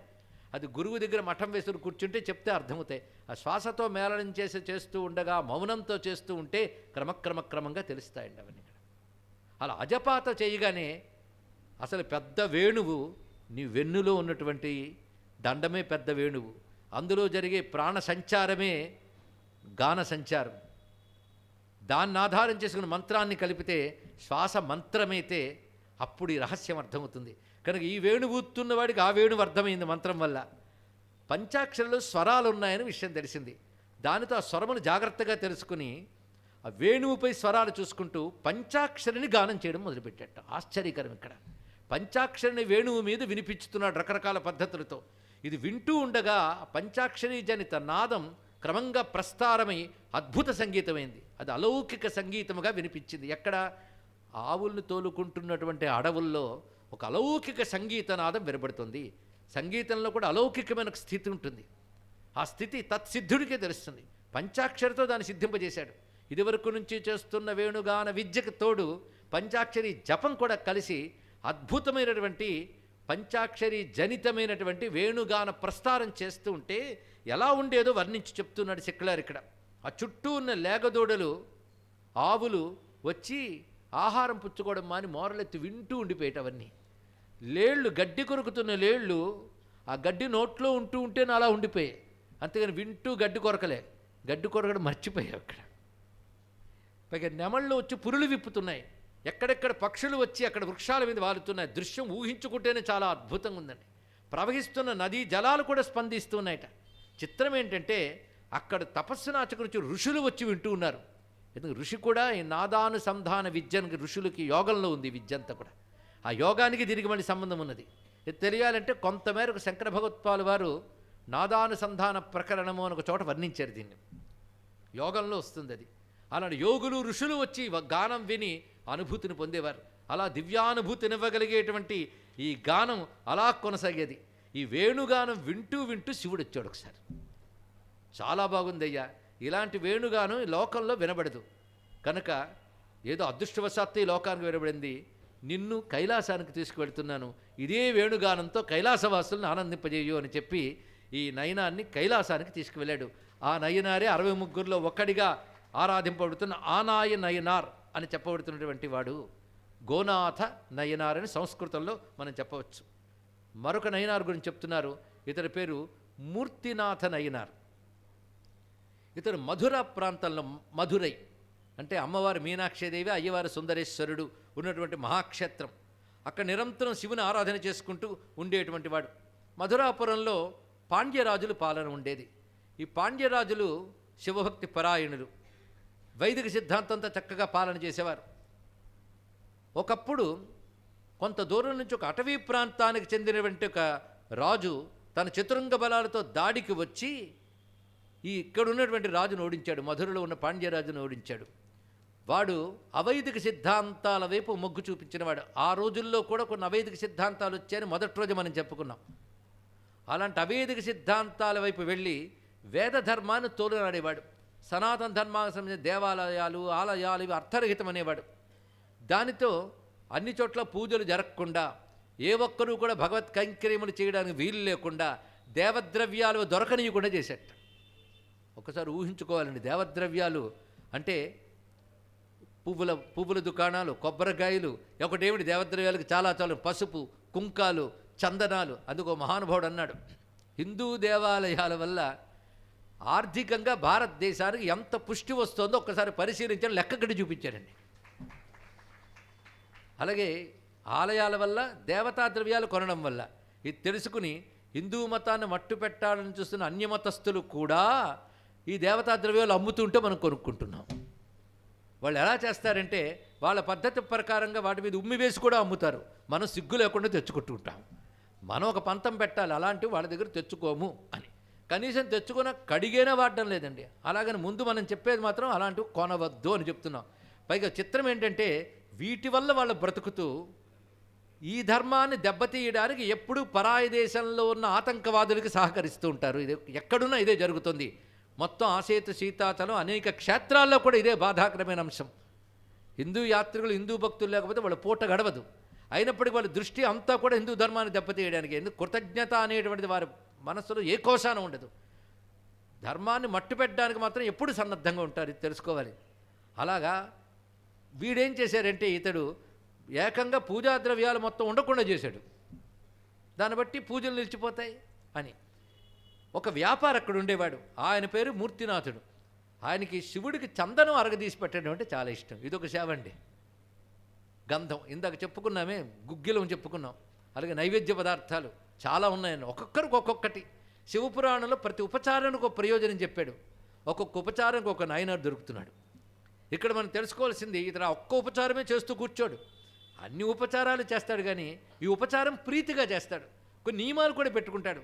ఒకవేళ గంధం స్థాన దొరకకపోతే చెక్క ఏదో గంధం పొడిందులేండి వేసేద్దాం, ఇప్పుడు అదొకటి అరగదీయడానికి బద్ధకంతో అవి వస్తుంటాయి కనుక అవి వేసేద్దామని కాకుండా అరగదీయాలి. పైగా జాతి చందనంతో అరగదీయాలి స్వామివారికి ఎప్పుడు. ఇది నియమం పెట్టుకున్నాడు అతను. పైగా తాను వ్యాపారిగా బోల్డ్ అంత సేకరించాడు. పైగా ఎవరైనా ఏదైనా ఒక రకమైన చందనం గురించి అందులో కలపవలసిన ద్రవ్యములో కుంకుమ పువ్వు, జవ్వాది ఇత్యాదులు కలుపుతారు కదా, పచ్చకర్పూరం, ఇవేవైనా మంచి నాణ్యమైనది ఎవడైనా తెస్తే వెతుక్కుని మరీ తెచ్చుకునేవాడు. ఇవన్నీ కలిపి స్వామికి అరగదీయాలి. ప్రీతిగా చందన లేపనం చేయాలి. ఏదో మొక్కుబడిగా పువ్వుల చందనం ముంచి గంధం సర్పయామి అని కాకుండా చక్కగా పూయాలి. అయితే ఇందాక ఒక్కొక్క దానికి ఒక్కొక్కటి చెప్పుకున్నాం ఫలం. అవి గుర్తుపెట్టుకున్న వాళ్ళు రేపటి నుండి చేసి ఆ ఫలాలు పొందవచ్చు. పుణ్యం గంధాదవాప్యతే అన్నారు ఇక్కడ. గంధం వల్ల లభించేది పుణ్యము. పుణ్యం అంటే పవిత్రత, పాపరాహిత్యమే పుణ్యము. ఇది గంధ సమర్పణ వల్ల వస్తుందట. ఇంకా అవాంతర ప్రయోజనం అంటే మంచి సౌందర్యం ఇత్యాదులు వస్తాయన్నాడు. అయితే కొందరికి అవాంతర ప్రయోజనమే గొప్ప ప్రయోజనం అవ్వచ్చు, కానీ అసలు ప్రయోజనం ప్రధాన. ఇందుకు అభిషేకాలు ఆత్మశుద్ధి అని చెప్పినట్లుగా గంధ సమర్పణం వల్ల పవిత్రత వస్తుంది, పుణ్యం లభిస్తుంది, పాపనాశనం జరుగుతుంది. ఇంకేం కావాలండి? అయితే సౌందర్యమా అవాంతర ప్రయోజనం. అందుకే ఈ స్వామికి చందనం ఇస్తే బాగుండని మనసులో అనుకుంది. రాక్షసుడికి అరగదీసి తీసుకెళ్తున్నా స్వామిని చూసిన వెంటనే ఈ పెడితే ఈయనకి పెట్టాలి, కానీ రాక్షసుడిగా అనుకోగానే ఇచ్చినట్టే భావం. అందుకే ఏమ్మా బాగున్నావా అంటే చందనం అరుదుకున్నాడు వాడు కృష్ణ పరమాత్మ. దాని ఫలితంగా అప్పటికప్పుడే సుందర శరీరిని చేశారు. ఎవరిని? కుబ్జకి. చూడండి, ఉపచారాల ఫలమేమిటో చెప్పడమే మధురానగర్ వీధిలో కృష్ణుడు సంచరించిన దానిలో ఉన్న ఆంతర్యం. ఒక్కసారి కృష్ణస్మరణ వల్ల మా శివుడు చాలా సంతోషిస్తాడు. అందుకే చెప్పుకుంటున్నాం ఇక్కడ. సరే, మొత్తానికి గంధం ఇచ్చేటువంటి అవాంతర ప్రయోజనం అది. ప్రధాన ప్రయోజనం పుణ్యం. ఇది తెలుసుకోవాల్సిన అంశం. ఇతనికి గంధం ఇవ్వడం అనేది ఒక్కొక్క జీవలక్షణం బట్టి ఒక్కొక్కటి వస్తుందండి. అది గత జన్మల్లో ఏం చేశాడో కానీ దాని పట్ల ఒక ప్రీతి. అందుకే పూజ అనేది ఒక మధురమైన ప్రక్రియ. ఒకవేళ శ్రద్ధ కలిగిన వారు ఉంటే సుమారు కొన్ని గంటలు చెప్పచ్చు పూజా ప్రక్రియ గురించి. అది తెలిస్తే ఇలాంటి పూజన మిడిమిడి వేదాంతంతో అరకొర చదువులతో ఈ పూజలు అక్కర్లేదు, కీర్తనలు అక్కర్లేదు, అంతరంగంలో దృష్టి పెట్టి అహం బ్రహ్మాస్మి అంటే చాలు అంటే ముందు చెప్పడం తమరు వదనం అని అనాలి. ఎక్కడ దాన్ని ఎంత భ్రష్టయోగానికి భ్రష్టత్వానికి పనికొస్తాయి తప్ప. అందుకో మహానుభావుడు చెప్పాడు, భగవత్ భక్తికి దూరం చేసే జ్ఞానమేని మిష అజ్ఞానమే అవుతుందని చెప్పాడు. ఇక్కడ నేను అనలేదు, మహాత్ములు ఋషులు చెప్తే, వ్యాసుడే ఒక చోటు చెప్తాడు, జ్ఞానభ్రాంతితో ఎవడు భగవదర్చనాదులు విడిచిపెడతాడో వాడు భ్రష్టుడే అని చెప్పాడు. తెలుసుకోండి, ఇక్కడ నువ్వు తిన్నంతకాలం నైవేద్యం పెట్టు, నువ్వు వస్త్రం కట్టుకున్నంత కాలం వస్త్రం సప్యామి. ఒక వేదాంతిని, వేదాంతం బాగా కలిగి స్త్రీలింగంలో అన్న అనుకోండి, మహావేదాంత అనుకున్న ఒక ఆవిడ ఒక క్షేత్రానికి వచ్చినప్పుడు ఇవన్నీ కాదు వేదాంతం అంటూ ఉండగా పక్కవాళ్ళు అమ్మ బెనారసి పట్టు చీరలు అక్కడ ఉన్నాయి చూద్దామంటే పదపదన పరిగెట్టిందండి. ఇక్కడ అది వేదాంతం. చూసారా, ఇలా ఉంటుంది. మనమేమిటో స్థితి మర్చిపోయి అది వినగానే ఇదేదో తక్కువేమో అదేదో ఎక్కువేమో అనే స్థితి ఉన్నవాళ్ళు జీవన్ముక్తుల విషయం మొదలేయండి, మిగిలిన వారి విషయం ఎక్కడ ఉన్నామో ఆలోచించుకోవాల్సింది. అరే, చిత్తశుద్ధికి కావలసిన పాప పరిహారమే ఇంకా జరగలేదు, పాప పరిహారానికి కావలసినటువంటి సత్కర్మలు మానివేస్తే ఎలా అవుతారండి? ఇది తెలుసుకోవాల్సిన ప్రధానమైన ఉద్దేశం. అందుకే ఎంత గొప్ప ఉపదేశకుడైనా కర్మ వర్జ్యమితి నో వచనీయం అంటారు విద్యారణుల వారు. కర్మని విడిచిపెట్టు అని చెప్పరాదు, కృష్ణుడే చెప్పలేదు, చెయ్యునాయన అని చెప్పాడు. ఎవడికి? అర్జునుడికి, పరమాత్మను ఆశ్రయించిన భక్తుడికే చెప్పాడు. అర్జునుడి స్థాయి ఉందా? ఆలోచించవలసిన అంశం ఇది ఇక్కడ. అందుకే ఉపచారములు వినేటప్పుడు ఆనందించి రేపటి నుంచి నేను చేస్తాను అనుకుంటే ఇంకా సంతోషం.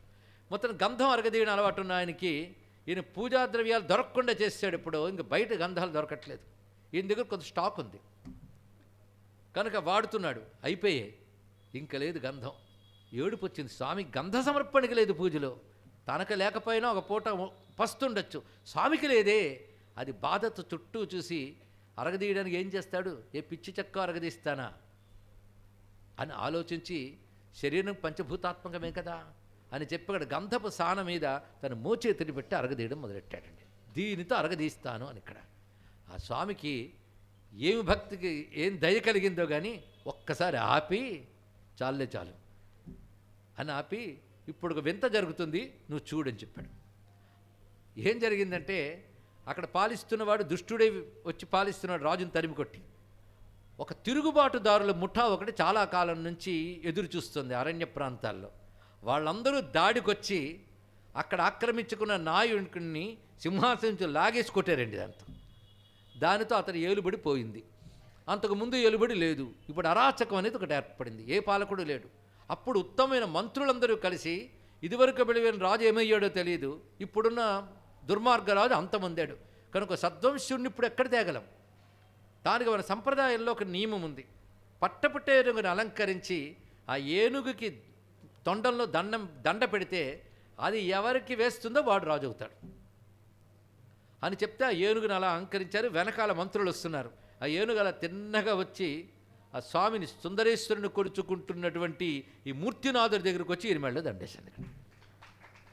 ఇదేమిటి ఇలా జరిగింది అంటే శివుడు అన్నాడు అద్భుతం జరుగుతుందని. అదే అరగ తీసుకుని చెయ్యి గాయం పోయింది, నువ్వే రాజువి. ఇదేమిటి? నాకు స్వామిని సేవ చేసుకుంటూ కొరుచుకున్న వ్యాపారం నేనంతే ఇక్కడ.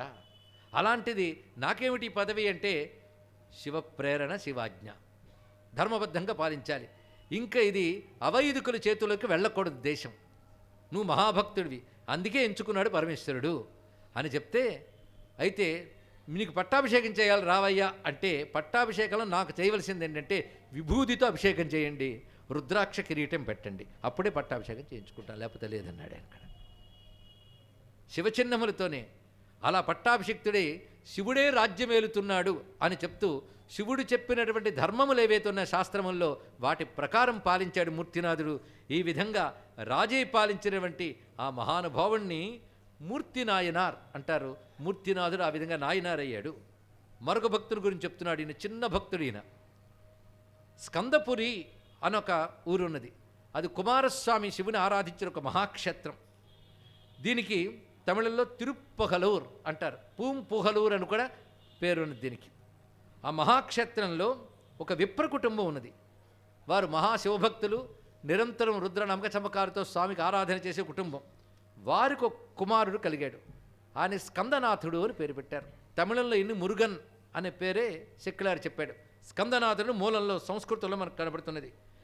ఈయన స్వామివారి సేవ విశేషంగా చేసేవాడు. చిన్నతనం నుంచి, ముఖ్యంగా పెద్దల నుంచి పంచాక్షరి లభించింది. వాళ్ళ నాన్నకు లేదు పంచాక్షరి, వాళ్ళ నాన్నగారికి పంచాక్షరి ఉంది, కానీ ఈయన పంచాక్షరిని ఎక్కువ చెప్పారు. మంత్రాలు ఎంతవంతకో ఉండొచ్చు, కానీ కొందరి దగ్గర మెరిసిపోతాయండి, సిద్ధి పొందిపోతే. ఆ సాధకుడు గొప్పతనం అది ఇక్కడ. అందుకే మంత్రాలు కూడా అలాంటి సాధకుడు దొరుకుతాడని ఎదురు చూస్తాయి. మంత్రాల కోసం మనం చూస్తాం, మంత్రాలు యోగ్యుడైన సాధకుడి కోసం చూస్తాయి. ఎందుకంటే వాళ్ళు సరిగ్గా పండించగలరండి. ఒక రైతు పంట పండించే తీరులో ఎంతో దిగుబడిని సాధిస్తాడు, ఇంకో రైతు అంత సాధించలేకపోవచ్చు. విత్తనాలు అవే, నేల అవే, పండించడంలో ఏదో తీరు ఉంటుంది. ఒక్కొక్కళ్ళు ఒక్కొక్క నైపుణ్యం. వంట వండే వాళ్ళు అందరూ ఉంటారు. కొందరి వంట కష్టపడి నోట్లో పెట్టుకోవాల్సి వస్తుంది. కొందరు వండితే అదేమిటో, ఏది వండినా రుచి, మళ్ళీ అవే పదార్థాలు, అదే మూకుడు, అదే చేసే పద్ధతి, కానీ రుచులు తేడా వచ్చిందా లేదా? అప్పుడేమంటారు దాన్ని? చేతి గొప్పతనం అంటారు. అంతే. చేతి గొప్పతనం లేదు, బంగారం ఉంటుందా చేతిలో అంటే ఏదో ఒక జీవలక్షణం. అలా కొందరి దగ్గర మంత్రాలు పండతాయండి, కొందరి దగ్గర పురస్చరణలు చేసిన పండవు, కొందరి దగ్గర మాల తిప్పితే వండిపోతే. పరమహంస దగ్గర ఒక మాల తిప్పితే ఆ దేవత కనబడేదిట. అదేమిటో అంటే చేసే పద్ధతి ఉంటుంది ఏదో. దాని యందున ఏకాగ్రత, సిద్ధి, దాని యందు శ్రద్ధ, ఇవన్నీ కలిపే శ్రద్ధ. కనుక శ్రద్ధ కలగడం మహా కష్టమండి. వేదాంత జ్ఞానం కూడా శ్రద్ధ కలిగిన వాడికి అర్థమయ్యే తీరు వేరు, శ్రద్ధ లేని వాడికి అర్థమయ్యే తీరు వేరు. అదే వేదాంతం చదివి ఒకడు జీవన్ముక్తి రేపుతాడు, ఒకడు ఇంకా ఇందులోనే దేవుళ్ళు ఆడుతుంటాడు. కావాలంటే అవి చదివేడు కనుక వాదనలు చేస్తూ కాలక్షేపం చేస్తుంటాడు. శాస్త్రీయ వాద భయం అన్నారు కదా, అది కూడా తగులుకుంటుంది. కనుక మంత్రాలు పండడానికి కూడా ఉంటుంది. వాళ్ళ నాన్న, వాళ్ళ పూర్వీకులు అందరూ పంచాక్షరి చేయలే, కానీ ఇతడికి ప్రత్యేకంగా పంచాక్షరి సిద్ధులని చెప్పేవారట. ఎందుకంటే ఇతడికి పరమేశ్వరుడు కోసం వివిధములైనటువంటి కుసుమాలను ఏర్చుకొచ్చడం సరదా. ఇదొకటి. ఇవాళ మన అన్ని ఉపచార భక్తుల గురించి చెప్తున్నాం. ఇతడు వివిధములైన కుసుమాలను ఏర్చుకొచ్చడం గొప్ప ఉత్సాహం. అవి ఎలా తెచ్చేవాడంటే ఒక్కొక్కదాని బుట్టలు తాను ఏర్పాటు చేసుకునేవాడు ప్రత్యేకంగా. అవి తెచ్చుకుని కొన్నిటిని చక్కగా మాలికలు అల్లుతూ, అవి ఏరేటప్పుడు, మాలిక చేసేటప్పుడు కూడా లోపల పంచాక్షరి తిరుగుతూనే ఉంది. జపం మాత్రం కూర్చుని రోజుకు 12,000కు తక్కువ కాకుండా చేస్తాట. మిగిలిన సమయాల్లో ఉచ్ఛ్వాస నిశ్వాసంలో నడుస్తూనే ఉంటుంది మంత్రం. ఏది కైంకర్యం చేస్తున్నా అవి సమకూర్చునేటప్పుడు కూడా పంచాక్షరి. అబ్బా ఇవాళ పూజ చేయాలా, ఎప్పుడైపోతుందో ఇలా అనుకోకుండా పంచాక్షరిని అనుకుంటూ చేసేవాడు ఆయన ఇక్కడ. అలా పంచాక్షరి అంటూ అవన్నీ చేయడం వల్ల వాటికో ప్రత్యేకత వచ్చేది అక్కడ, ఆ స్పర్శ చేతనే. అలా పూజించేవాడు ఆయన. అలాంటి ఆ మహానుభావుడు వాళ్ళ ఊర్లో ఉన్న వర్ధమానేశ్వరుడు అనేటువంటి శివునికి నిత్యం పూజ చేసేవాడు ఆయన. అంత భక్తితో కొలుచుకునేవాడు. ఆయనకు మాట అంటాడు ఉపమన్యువు, శివవరివశ్యాధురంధర అన్నాడు. మంచి బాగుందండి ఈ పదం. వరివశ్య అంటే పూజ, శివవరివశ్య ధురంధర, శివపూజా ధురంధరుడు. ఈ మాట అందరికీ బిరుదులుగా వస్తాయా? ఆ పూజలో ఒక ధురంధరత్వానికి వచ్చింది, నేర్పరితనం వచ్చింది. అయితే ఈయన ఎలా ముక్తి పొందాడంటే ఇంకా మనకు రాలేదు కదా, తర్వాత వస్తుంది జ్ఞాన సంబంధ వృత్తాంతం. జ్ఞాన సంబంధుడు ఒక అద్భుతమైనటువంటి భక్తుడు. ఆయన చరిత్ర వింటే పాపాలు పోతాయండి. అసలు ప్రాతకాలం లేచి తలంచుకోవలసినటువంటి మహాభక్తుల్లో నలుగురిని ఎప్పుడూ తలంచుకోవాలి. నలుగురు. అందుకే 63 కథ ఒకవైపు అయితే అందులోంచి నలుగురిని మనం తీసుకుంటున్నాం. అయితే కొంతమంది ఇందులో కానీ ఇంకోని తీసుకున్నారు. ఆ నలుగురు అది మొదటి రోజే చెప్పాను. ఎవరైనా పొరపాటును శ్రద్ధగా వినుంటే గుర్తుంటుంది. ఆ నలుగురు చెప్పగలమా? జ్ఞాన సంబంధుడు, అప్పరు, సుందరారు, మాణిక్యవాచకులు. మాణిక్యవాచకుడు కథ దీంట్లో రాదు, అంటే మొత్తం నయనార్లో ఉండడు ఆయన. ఆయన విడిగా, ఆయన గ్రంథము విడిగా ఉంటుంది. అది మొత్తం తిరువాచకం అనే పేరుతో ఉంటుంది. ఆయన కథ ఇందులో లేదు, ఆయన కథ వేరు. ఇందులో నలుగురు ఉంటే 4వ వాడు తిరుమూలనాథుడు, తిరుమూలర్ అనే పేరు. ఇవి గుర్తుపెట్టుకుంటే చాలు. ఈ నలుగురికి ఇక్కడ ప్రాధాన్యం. మనం కూడా 63 పేర్లు గుర్తుండకపోయినా ఈ నలుగురిని ఎల్లవేళలా స్మరించుకోవాలండి. ఎందుకంటే భక్తుల స్మరణ చేత చిత్తం శుద్ధమై భగవద్ అనుగ్రహం దొరికే అవకాశం ఉంది. ఇది ఒక యోగం.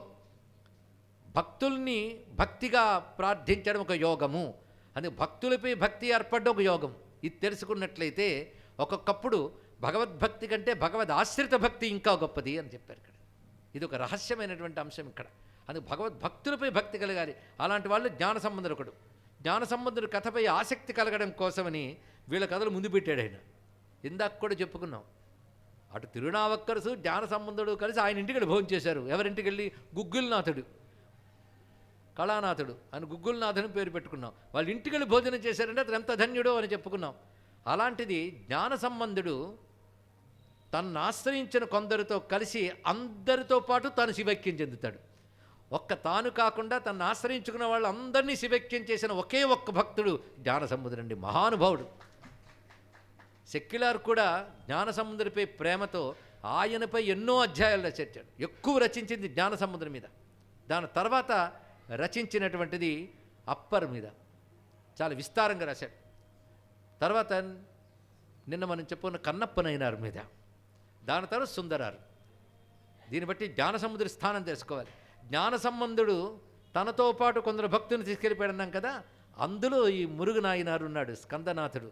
అంటే ఇతడు పంచాక్షరి, కేవల పంచాక్షరి ఊతముగా తీసుకుని భగవత్ కైంకర్య పరాయణుడై పంచాక్షరే తన పంచప్రాణములుగా జీవించినటువంటి మహానుభావుడు జ్ఞానసంబంధుడితో కలిసి శివైక్యం చెందాడు గనక ఆ స్కందనాథుడు అనబడే శివవరివశ్యాధురంధరుడు మురుగు నాయనారికి నమస్కారం చేసుకుంటూ మరొక నాయనార్ దగ్గరికి వెళుతున్నాం. శ్రీకళ అని ఒక నగరం ఉంది. దీన్ని తిరుమలయార్ అంటారు తమిళంలో. సంస్కృతంలో శ్రీకళా క్షేత్రము. ఇది కావేరీ నది జలాలు ఉన్నటువంటి చోట. ఇది కావేరీ తీర కథలే కదా ఇవన్నీ కూడా. ఆ ఊరిలో నిరంతర వేదాధ్యయనపరమైన కుటుంబాలు కొన్ని ఉండేవి, వేద పండితులు.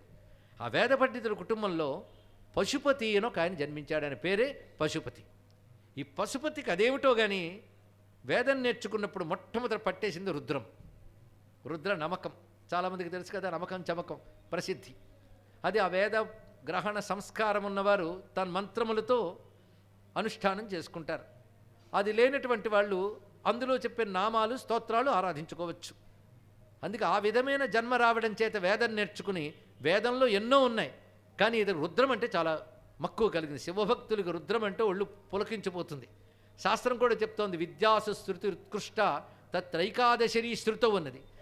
విద్యలన్నింటిలో వేదం గొప్పదైతే వేదంలో 11 అనువాకాలు రుద్రం గొప్పదయ్యా అన్నాడు. అందుకే విశ్వనాథ వారు ఒక చోట అంటారు, ఎంత పుట్టక పుట్టి వేదం చెప్పుకునే అధికారమున్న జన్మ వచ్చినప్పటికీ కూడా రుద్ర నమ్మకం నోటికి రాక నీకు అభిషేకం చేయలేకపోతున్నానే, ఏమి జన్మయ్యా ఇది అని బాధపడ్డారైనక్కడ. దివ్యజ్యోతివి నీకు పెళ్ళుపుకు భక్తిన్ జాటవీధి చారువ్యాబద్ధ పవిత్ర దైవతధుని రుద్రాభిషేకం బొగిన్నవ్యశ్రీగతి చేయగా నమకమైనన్ రాదుగా హూణవా కావ్యామోదము ముక్తిత్రోవ ఎదురు చుక్కైపోయే విశ్వేశ్వర అన్నారు. హూణవా కావ్యామోదము. హూణ అంటే అప్పుడొచ్చిన ఇంగ్లీష్ చదువులు, అప్పుడొచ్చినంటే ఇప్పటికీ వెలగబడుతున్నాను అర్థం. అక్కడ అప్పుడొచ్చిన ఇంగ్లీష్ చదువుల మోహంలో హూణవా కావ్యామోదము, దానివల్ల ఏమైందంటే ముక్తిత్రోవ ఎదురు చుక్కైపోయే, ఆ విద్యల వల్ల ముక్తిత్రోవ కానరాకుండా మూసుకుపోయిందయ్యా. అందువల్ల రుద్రాభిషేకం బొగిన్నవ్యశ్రీగతి చేయగా నమ్మకమైనన్ రాదుగా. కనీసం అయ్యో రాదేని ఏడ్చినా అదొక జపమండి. ఎన్ని పోగొట్టుకున్నామో ముక్తి సాధన ఉపాయాలన్నీ చేజేతులో పోగొట్టుకున్న జాతి భారత జాతి అయిపోయింది ఇక్కడ. ఎందుకంటే కువ్యాఖ్యల వల్ల కొన్ని, కువిద్యల వల్ల కొన్ని, అహంకారాల వల్ల కొన్ని, ఉదాసీనత వల్ల కొన్ని, నిర్లక్ష్యం వల్ల కొన్ని, అజ్ఞానం వల్ల చాలా ఇలా పోగొట్టుకున్నాం మనం. మొత్తానికి కథల ద్వారా ఒక స్ఫూర్తి ఒకరికి కలిగిన చాలండి. ఇతరికి ఒకటే ఆ రుద్రం అంటే మక్కువ కలిగింది. నిరంతరం సంధ్యావందనాలు కుర్చీలు చేసిన తర్వాత రుద్రం చదవడమే, మరొక పని లేదు. అభిషేకం రుద్రంతో చేసి నిరంతరం రుద్రం. రుద్రానికి అంత శక్తి ఉందంటే అది జప హోమ అభిషేకార్చన విధవు. జప హోమ అభిషేక మూడింటికి వాడుకోవచ్చు. అది అంటే జపంగా జపించుకోవచ్చు, అంటే మొత్తం కలుపుకుని జపం చేయొచ్చు, అందులో ఒక్కొక్క మంత్రం తీసుకుని జపం చేయవచ్చు. రుద్రం తప్ప మరొకటి లేదండి. అతనికి మొత్తం అలా పట్టుకున్నాడు. నిరంతరం రుద్రం చేయడంతో ఆయనకు ఊళ్ళో వాళ్ళు రుద్ర పశుపతి అని పేరు పెట్టేశారు. ఊళ్ళో వాళ్ళు కాదుట, కొందరు మునులు వచ్చి ఆయనకు రుద్ర పశుపతి అన్నారు ఇక్కడ. ఎందుకంటే మహాలయాలకు సేవించడానికి మునులు వస్తారు. అక్కడ యోగ్యులైన వాళ్ళు ఎవరైనా కనిపెడితే వాళ్ళు పరవశించిపోతారు. అలాంటి యోగ్యులైనకి పెట్టిన పేరేమిటి? రుద్ర పశుపతి అని పెట్టారు. పైగా ఈయన దీక్షలో కొత్త విధానం చేసుకున్నాడు. ఆ ప్రాతకాలంలో చేయవలసిన నిత్యకృత్యములు చేసి అక్కడ శివాలయం దగ్గర ఉన్నటువంటి అద్భుతమైన సరోవరం దగ్గరికి వెళ్ళి కంఠదగ్నంగా అంటే కంఠం వరకు అందులో మునిగి రుద్రం చెప్పేవాడు. అదొక ప్రక్రియ. అలా రుద్రం చెప్తూ ఉంటే ఏం జరిగేది అంటే ఆ ధ్వని వల్ల అక్కడికి 3 యోజనాల విస్తీర్ణ భూమిలో గతిలేక తిరుగుతున్న భూత ప్రేత పిశాచాలిక పాపాలు పోయి అవి సద్గతికి వెళ్ళేటండి. ఇక్కడ ఈ రహస్యం మనకి రుద్ర మహిమను చెప్తూ పురాణాల్లో చెప్తాడు. ఒక్క రుద్రజాపకుడు కానీ ఒక చోట ఉంటే ఆ ఊళ్ళో అరిష్టాలు ఉండవుట. ఎందుకంటే రుద్ర మంత్రమహిమ అలాంటిది. విశ్వం పుష్టం గ్రామే అస్మిన్ అనాతురం అనే రుద్రమంత్రంలో వస్తుంది. నేనున్నటువంటి గ్రామమంతా అంటే మనుషులు నివసించే చోటు, అంతే కానీ పల్లెటూరు విలేజ్ అని ట్రాన్స్లేషన్ కాదు. ఇక్కడ అందరూ ఉన్న చోట ఏ స్థావర జంగమాత్మైన జగత్తుందో అది పుష్టిగా ఉండాలి, పీడలు లేకుండా ఉండాలని మంత్రం యొక్క అర్థం అండి. విశ్వం పుష్టం గ్రామే అస్మిన్ గ్రామే విశ్వం అంటే ఈ గ్రామంలో ఉన్న అందరూ, అంతా స్థావర జంగమాత్మైన జగత్తంతా పుష్టం అనాతురం అంటే పుష్టిగా సమృద్ధిగా ఉండాలి, అనాతురం ఏ పీడలు లేకుండా ఉండాలి. చాలదండి అని ఎందులో ఉంది? రుద్రంలో ఉంది. ఇలాంటి రుద్రంతో నిత్యం మంత్రం చెప్తూ శివుడికి అభిషేకం చేస్తే అలాంటి శివాలయం ఉన్న ఊరు పుష్టిగా ఉంటుంది, ఆర్తి లేకుండా ఉంటుంది. అందులో సందేహం ఉందా? అది రుద్రానుకున్న మహిమండి. అందుకు రుద్రం మోగితే ఆ చోటు క్షేత్రం అయిపోతుంది. ఆ మంత్రాలకు అంత శక్తి ఉన్నది. అందుకే సంస్కార సహితంగా గురువుల నుంచి అభ్యసించి ఎవడైతే చేస్తున్నాడో, అంతేగాని పుస్తకం దొరుకుతున్న ప్రతివాడు చదవడం కాదు, దానికి సంస్కారం ఉంటాయి. అలా చేస్తూ ఉంటే చుట్టూ గ్రామాల్లో ఉన్నటువంటి పరిసరాల్లో ఉన్న దుష్టశక్తులు పోతాయి. అంతేకాదు వాడి దుష్టత్వం పోయి అవి తరించిపోతాయట. అందుకే అక్కడ 3 యోజనాల విస్తీర్ణం వరకు ఉన్నటువంటి ప్రాంతంలో భూత పిశాచాదులు కూడా ఆ నాద తరంగాల వల్ల, రుద్ర మంత్రనాద తరంగాల వల్ల వాళ్ళ ప్రేతత్వము భూతత్వము పోయి ఉత్తమ గతులను పొందాయి అని వర్ణిస్తున్నారు. అలాంటి మహాభక్తుడు ఈయన ఇదే విధంగా చేయగా అష్టసిద్ధులు ఈయనకు వచ్చాయి. రుద్రం యొక్క మహిమతో అష్టసిద్ధులు తెలుసు కదా, అణిమ మహిమ లఘిమ గరిమ ప్రాప్తి ప్రాకామ్య ఈశిత్వ వశిత్వ. ఈ అష్టసిద్ధులు వచ్చేసాయి. మంత్ర సాధకుడికి వస్తాయి సిద్ధులు. కానీ అష్టసిద్ధులు వస్తే వెంటనే వాటి మీద ఆకర్షితులై మహిమలు చూపించడాలు, దుకాణాలు పెట్టడాలు మొదలెడతారు. కానీ ఇంత అష్టసిద్ధులు వచ్చినా వాటి గడ్డి పరకలా పక్కకు పెట్టి సిద్ధుల కోసం రుద్రం కాదు, శివుడి కోసమే రుద్రం అన్నాడు ఇక్కడ. అలా నిరంతరం రుద్రం చేయగా చివరికి పరమేశ్వరుడు అతన్ని అనుగ్రహించి ముక్తిని ప్రసాదించాడు. ఆ నయనారు రుద్ర పశుపతి నయనార్ అని పేరులోకి వచ్చాడు. ఇవాళ ఇప్పటి వరకు చదువుకున్న వాటన్నిటిలో కూడా రకరకాల ఉపచారాలే చెప్పబడ్డాయి. మీరు గమనిస్తే చందనోపచారం, పుష్పోపచారం, మంత్రోపచారం, నమక మంత్ర ఉపచారం, అలాగే గంధము, గుగ్గిలము, ఇన్ని తెలుసుకున్నాం కదా. ఇలాంటి మహాత్ముల్ని చెప్పిన తర్వాత మరొక అద్భుతమైన వృత్తాంతంలోకి తీసుకుంటున్నాడు. శివభక్తుల్లో మునుపు చెప్పినట్లు మహామహా మంత్రోపాసకులైన పండితులు ఉంటారు. ఏ మంత్రము తంత్రము లేని అల్ప వర్గాలకు చెందిన వాళ్ళు ఉంటారు. కానీ వాళ్ళలో వీళ్ళలో కూడా శివుడు ఉంటాడు. అందులో మర్చిపోవద్దు. ఎవరు ఆవృత్త చక్షువులో వారు ధన్యులు అని శాస్త్రం చెప్తుంది. ఆవృత్త చక్షువు అని మాట చెప్పారు. చాలా గొప్ప మాట అండి. వేదాంత భాషలో ఆవృత్త చక్షు అంటే అర్థం బాహ్య ప్రపంచం చూస్తూ వీటి గురించి ఆలోచిస్తూ వాటి రాగద్వేషాలతోనూ కొట్టుకుపోతూ ఉంటే వాడు ఆవృత్త చక్షువు కాడు. వాటి నుంచి మరల్చి భగవంతుడి వైపు లేదా పరమాత్మ వైపు మనస్సును మరల్చి చింతన చేయడం ప్రారంభిస్తే వాడు ఆవృత్త చక్షువు అని అంటారు ఇక్కడ. అలా యోగ భాషలో ఆవృత్త చక్షువు ఎలాంటి వాడో, ప్రపంచ స్పృహ లేకుండా భగవంతుడి మీద మాత్రమే దృష్టి పెట్టిన మహాత్ముడు కూడా ఆవృత్త చక్షువే అవుతాడు. కనుక వేదాది శాస్త్రములు తెలిసిన వారు కూడా ఆవృత్త చక్షువు కానంత వరకు వాళ్ళు మాయలో ఉన్నట్టే లెక్క. ఇది తెలుసుకోవాలి. అందుకే శాస్త్రములు తెలిసినంత మాత్రాన వారు అవిద్య నుంచి దాటేరు అనుకోవద్దు అంటారు సూత్రభాష్యం రాస్తూ ఆదిశంకర భగవత్పాదుల వారు. వారి గురించి ఒక్కో మాట అంటాడు, పశ్వాదిభి రవిశేషాహ అన్నాడు. పశువులకి వాళ్ళకి ఏం తేడా లేదన్నాడు. ఎవరికి? శాస్త్ర పండితులకు కూడా. అలాగే శాస్త్ర పండితులు నిందించారు అనరాదు. శాస్త్రాధ్యయనం ఒకటి తపస్సు. కానీ శాస్త్రాధ్యయన ఫలంగా వాడు ఆవృత్త చక్షువు కావాలి, అంతర్ముఖ దృష్టి బలపడాలి. అంతర్ముఖ దృష్టి లేనంత వరకు పరమాత్మ మీద ఆశలు దులుకొండంతే అని నేనే అనలేదు, మీరు చదువుతున్న లలితాశాస్త్రమే చెప్తుంది. ఆవిడ సమారాధ్య ఎప్పుడవుతుందంటే నువ్వు అంతర్ముఖ అయితే అంతర్ముఖ సమారాధ్య, బహిర్ముఖ సుదుర్లభ. కనుక జ్ఞానానికి అంత అయితే అది రానంతవరకు ఎన్ని శాస్త్రాలు చదివి ఏం లాభం? పురాకృత సుకృతం వల్ల అదే సిద్ధిస్తేనో శాస్త్రాలతో ఏం లాభం? గొప్ప మాట. అలాగా సహజంగా అంతర్ముఖ బుద్ధి ఏర్పడితే వాడి శాస్త్రాలు అవసరం లేదు. ఎన్ని శాస్త్రాలు చదివినా అంతర్ముఖ బుద్ధి ఏర్పడకపోతే శాస్త్రాలతో అవసరం లేదు కదా. కనుక శాస్త్రాలు అవసరం లేదని చెప్పేనని చెప్పకండి. శాస్త్రాలు అవసరమే. అంతర్ముఖ సిద్ధి కోసమే శాస్త్రాధ్యయనం. శాస్త్రం ద్వారా శ్రవణం తర్వాత మననంలోకి వెళ్ళిపోవాలి. ఆ మననం నిధిధ్యాసనంలోకి వెళ్ళాలి. వాటికి ఏమీ తీసిపోని భక్తులు ఉన్నారు పరమాత్మ అంతఃకరణం పెట్టి. వాళ్ళు ఎక్కడైనా పుట్టవచ్చు. మరి అనుకూల పరిస్థితుల్లో భక్తులు కావడం వేరండి. అంటే ఒక శివభక్తుల కుటుంబంలో పుట్టాం, భగవంతుడి గురించి చెప్పుకుని వినేటటువంటి వాతావరణంలో పుట్టాము. అప్పుడు భక్తి కలిగిందంటే పెద్ద విశేషం ఏమున్నది? ఆ యాంబియన్స్, వాడు ఉన్నటువంటి చోటు అలాంటిది, అదే వాతావరణం, ఇంట్లో అవే మాటలు ఉంటూ ఉంటే కలగడం సహజం. అందుకే ఫలానా పండిత కుటుంబంలో జన్మించిన ఫలానా భక్తుడు, చాలా సంతోషమే. కానీ అసలు ఆ గంధము కూడా లేనింటి పుట్టినవాడు ఎలా ఉంటాడు? అలాంటి ఒక భయంకరమైన చోటు ఉంది. వాళ్ళ పని ఏమిటంటే జంతువులన్నిటినీ నరికి ఆ మాంసాన్ని విక్రయించడం, పైగా మద్యపానం చేయడం. మొత్తం వాళ్ళు ఉన్న వాడ ఎంత ఎలా ఉన్నదంటే ఎక్కడిక్కడ మాంసపు ముక్కలు పడి ఉంటాయి, ఎముక ముక్కలు పడి ఉంటాయి. నిరంతరం కూడా మద్యపానమే వాళ్ళ పని. పైగా ఆ నరాలు, ఆ ఎముకలు, ఆ మాంసపు ముద్దలు, పేగులు, వీటన్నిటినీ ఎక్కడిక్కడికి వేరు చేస్తూ ఏవి ఎవరికి ఇష్టమో వాటిని నమ్ముతూ, ఏదైనా ఆ మాంసపు ముక్కతో ఎముక కలిసి ఉంటే ఒకటికి ఇష్టం, దాని పద్ధతి ఒకటి. అది పేగులు ఇవన్నించడానికి జుగుప్సగా ఉంటాయి, కానీ ఇలాంటి తెలిస్తే కానీ అక్కడున్న గొప్పతనం తెలియదు. అలాంటి చోట పైగా నిత్య చర్చలు ఏమిటయ్యా అంటే సిగ్గు ఎగ్గు లేకుండా ఒకరినొకరు తిట్టుకుంటూ కొట్టుకుంటూ ఉండడం. ఇదే వాతావరణం రోజు. శుభ్రతకి ఏమీ అవకాశం లేదు. అలాంటి చోట ఉంటూ అక్కడ ఒక భక్తుడు పుట్టాడు. అలాంటి కుటుంబంలో పుట్టినటువంటి వాడే అదేమిటో చిన్నతనం నుంచి ఈశ్వరుడంటే ప్రేమ.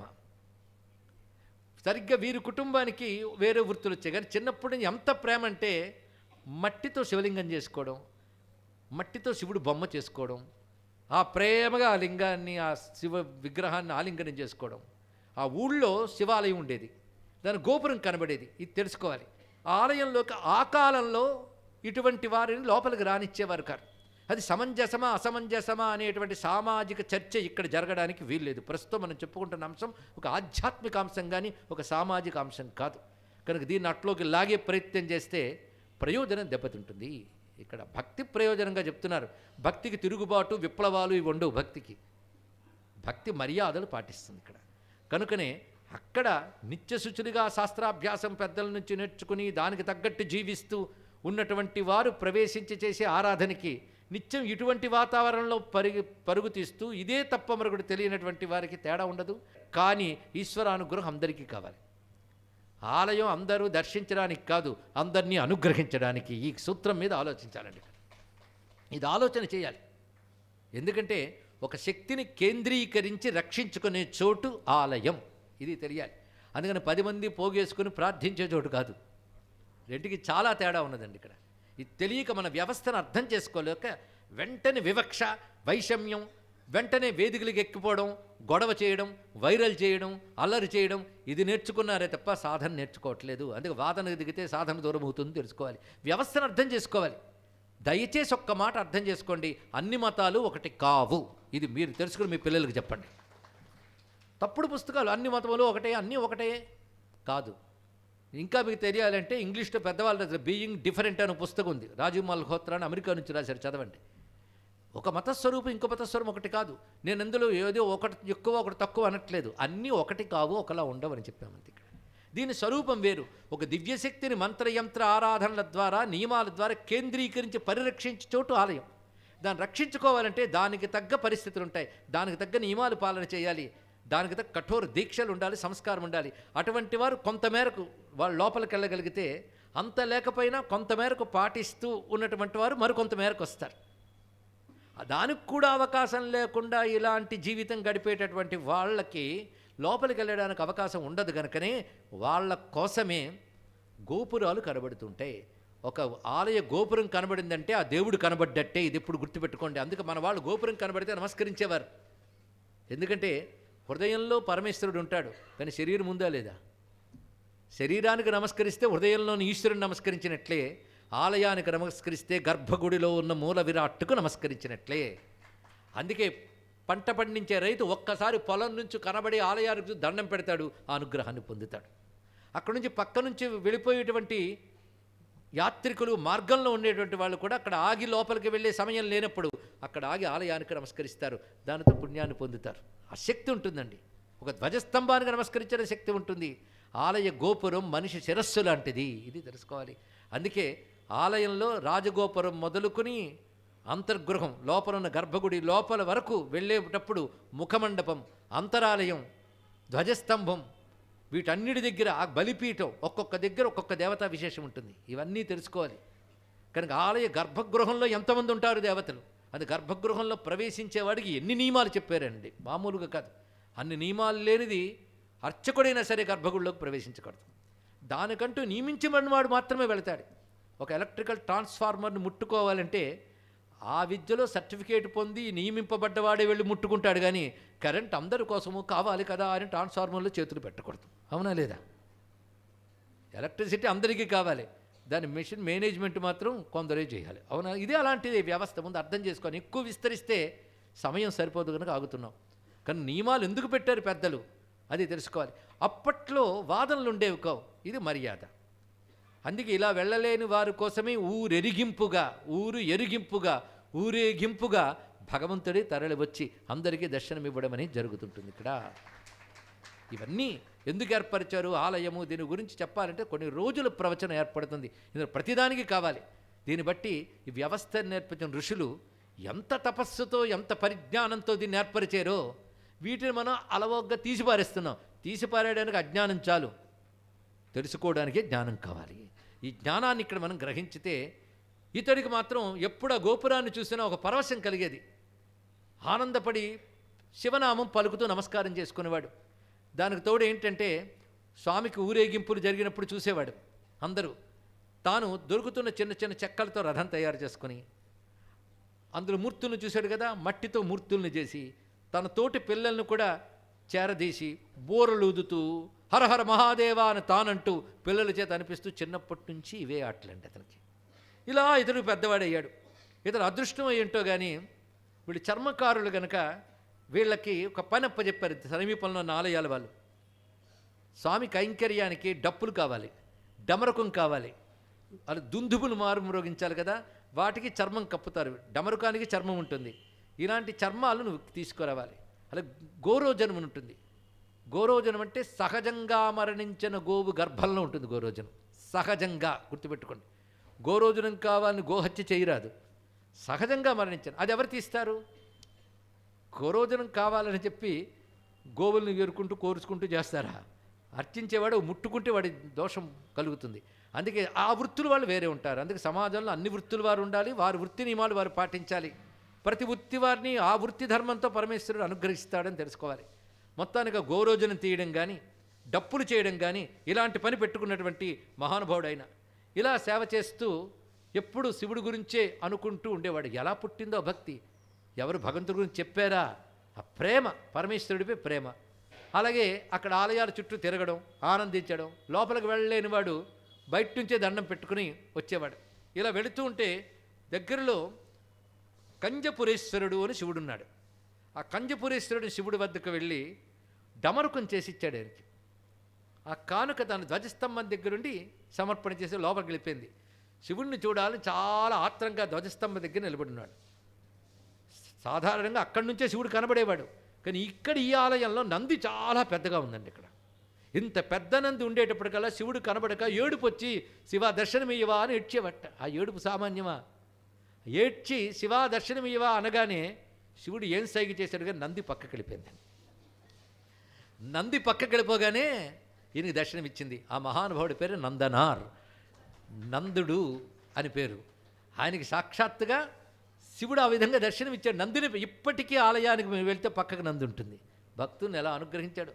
అంతేగాని అక్కడ కూర్చుని ధర్నా చేసి మేమెందుకు లోపలికి రాకూడదు, మేము చెయ్యకూడదా అని సామాజిక విప్లవ తిరుగుబాట్లు అది చేస్తే ఇప్పుడు భక్తి లేదని అర్థం. భక్తి కలిగిన వాడు మర్యాదను పాటిస్తూ పరమాత్మ ప్రేమగా భావించడం చేతనే పరమేశ్వరుడి పనిచేశాడు. ఎందుకంటే వాడు విప్లవాలు వాడు చేస్తూ ఈశ్వరుడు ఎందుకు సహకరిస్తాడు? పరమేశ్వరుడు ఆ విధంగా అనుగ్రహించాడు. అందుకని లోపలికి రాబాబు అని పిలవలేదు. ఆయన చేయవలసిన ఏ మర్యాదతో అతన్ని అనుగ్రహించాడు. ఇలాంటి మహానుభావుడికి క్రమంగా ఒక పని కుదిరింది. అదేమిటంటే ఆ ఊళ్ళో పెద్ద భూకామందు అయినటువంటి ఒక విప్రోత్తముడున్నాడు. అతడు వేదములు అన్నీ చదువుకున్నవాడు, ప్రజలకు అన్ని మంచి బోధించేవాడు. ఆయన పొలంలో పనికి కుదిరాడు. ఈయన పొలం పని చేయడం అనే పనికి కుదిరాడు. ఆయన యజమాని చేసేవాడు.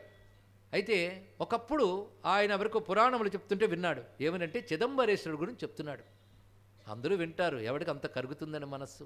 ఆ చిదంబరేశ్వరుడు వర్ణనతో తన్ను తాను మైమరిచిపోయాడు. ఎప్పుడైనా సరే ఆ చిదంబరేశ్వరుని చూడాలి చూడాలి చూడాలి, ఇదే కోరిక.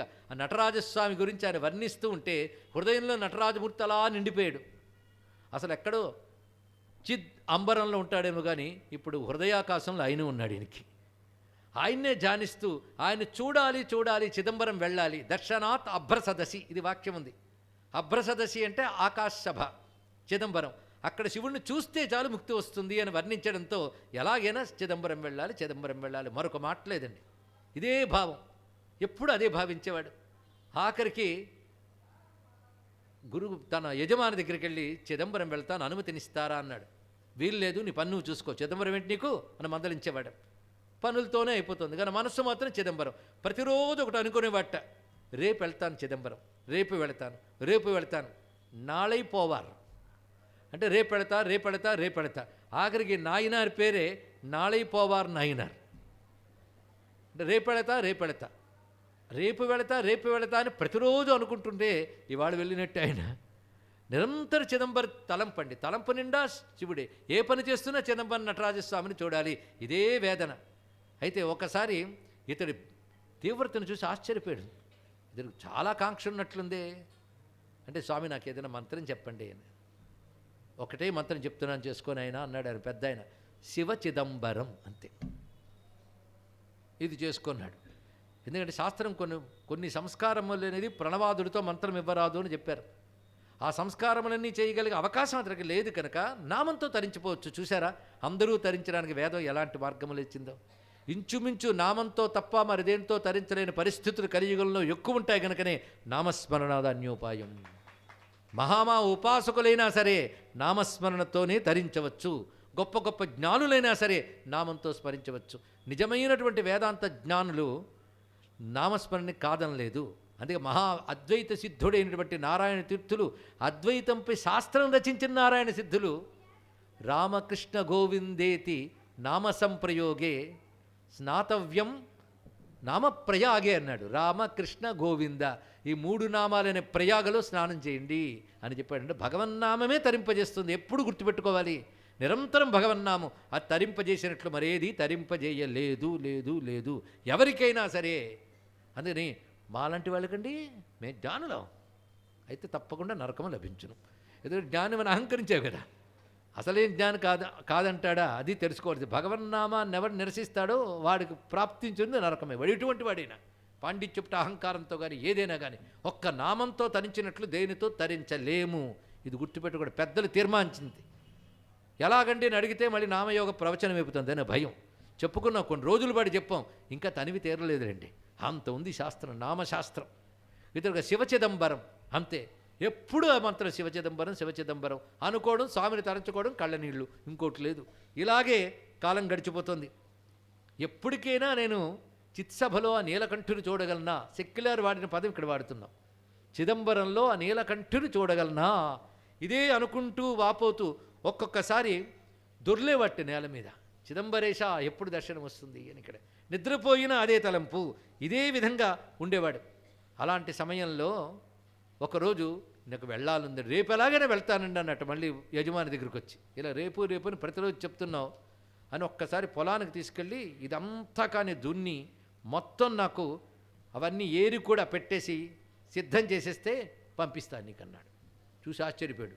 ఆయన లాంటి వాళ్ళు సుమారు 50 మంది కూర్చుని చేస్తే 5 రోజుల్లో అది పూర్తవుతుంది ఆ పని. అంతమంది చేస్తే ఒక్క తాను చేయాలంటే ఎంతకాలం పడుతుంది, ఇంత పని నాకు అప్పచెప్పాడేమిటి అని. ఇక్కడ ఇంకా మనం పైన వినే కథ కాకుండా లోతుగా ఇంకా కొంతమంది వ్యాఖ్యాతలు చెప్పిన వాళ్ళు చూపించిన ఆధారాలు. ఎందుకంటే నందనార్ చరిత్ర సెక్యులర్ పురాణం మాత్రమే ఆధారం కాదు, ఇంకా అనేక చోట్ల ఉంది. ఇందులో ప్రతిదానికి కన్నప్పనైనార్ గురించి ఇందులో ఒక్కటే కాదు, అనేక చోట్ల ఉంది. అలాగే ఈయన గురించి కూడా అనేక చోట్ల ఉన్న కథలో ఇంకా మరికొన్ని చోట్ల సేకరించిన అంశముల ప్రకారంగా చెప్పుకుంటే, ఏ యజమాని అయితే వద్దు ఉండు అంటున్నాడో ఆ యజమానితో వాళ్ళ ఆవిడ అడిగిందిట, అతడు అంత భక్తి కలిగిన వాడే, మీరు దయామయులే అని శివచిదంబరం మంత్రం కూడా ఇచ్చారే, ఎందుకు పంపించట్లేదు అంటే నీకు తెలియదే, అతడు అక్కడికి వెళ్తే మరి రాడు. ఇదే మాట చెప్పెట్టదు. అప్పుడు ఆ కుటుంబానికి ఎవడు జవాబుదారి? నా వల్ల వెళ్ళాడు అనుకోకూడదు కదా. ఇలా చెప్పాడు రాత్రి సమాధానం. పొద్దుటికల్లా పని అయిపోవాలన్నాడు. ఇతని వల్ల కాదని ఆయనకే తెలుసు. కానీ ఇదేమిటో ఇతని ఏడుపు తీవ్రమై శివుడే మొత్తం చేసి పెట్టేశాడండి. ఒక్క పూటలో మొత్తం చేసి పెట్టేశాడు ఆయన ఇక్కడ. వెంటనే ఆనందపడిపోయి పని చేస్తే పంపిస్తానన్నారు కనుక పంపిస్తారా అని అడిగేట. ఆ అమాయకమైన ముఖము, ఆ నమ్రంగా ఎప్పుడు వంగి ఉంటుంది. మీరు 63 నయనాలను చూస్తూ ఉంటే అంత ఓపికగా మనం ఎక్కడ చూస్తామండి? ఎంత తొందరో ఆలయానికి వెళ్తే తిరిగి వచ్చేద్దామని, వెళ్ళే వరకు ఒక తొందర, తిరిగి వచ్చేయడానికి ఒక తొందర, ఏవి సాధిద్దామను. సరే, అక్కడ వంగి ఉన్న నయనారు ఉంటాడు. మొత్తం 63లో కాస్త వినమ్రంగా ఉంటాడు. ఆయన నందనారు. భక్తి యొక్క వినయ స్వభావం ఆయన దగ్గర కనబడుతుంది కనుక అంత పని పూర్తయిపోయిన పంపిస్తారా అని అడిగట్టండి అమాయకంగా. ఏం తాను పారిపోవచ్చుగా? కాదు, తాను ఎవడికి మాటిచ్చి కట్టుబడ్డాడో యజమాన్ని గౌరవించి ఒక ధర్మ సంస్కారం అతని దగ్గర ఉంది. పరిశీలించండి ఇక్కడ. కనుక బయలుదేరుతాను ఉత్సాహంగా బయలుదేరుతుంటే ఊళ్ళో వాళ్ళు అతన్ని చూసి ఆనందించారు. ఎప్పుడు రేపు వెళ్తా కానీ ఇవాళ వెళ్ళడం ఎప్పుడు చూడలేదే. వెళుతున్నాడని చెప్పి జరజర అందరికి కన్నీళ్ళు వచ్చాయి. తొందరగా పనిచేసుకొచ్చాయన్నారు. అప్పుడు ఇతను ఏమన్నాడంటే, చిదంబరంకి వెళ్ళాక మళ్ళీ వెనక్కి వస్తారా అనుకున్నట్టు. అది గొప్ప భావం అండి, చిన్న విషయం కాదు ఇక్కడ. ఎందుకంటే ఎక్కడ స్వామి ఉన్నాడో అక్కడికి వెళ్ళి వెనక్కి వస్తారా, అది అంతేగాని రిటర్న్ టికెట్ కూడా బుక్ చేసుకుని వచ్చేటువంటి ఆలోచనలు వేరే విషయం. కానీ వెనక్కి వస్తారా, ఆ భావం చిన్న విషయం కాదు.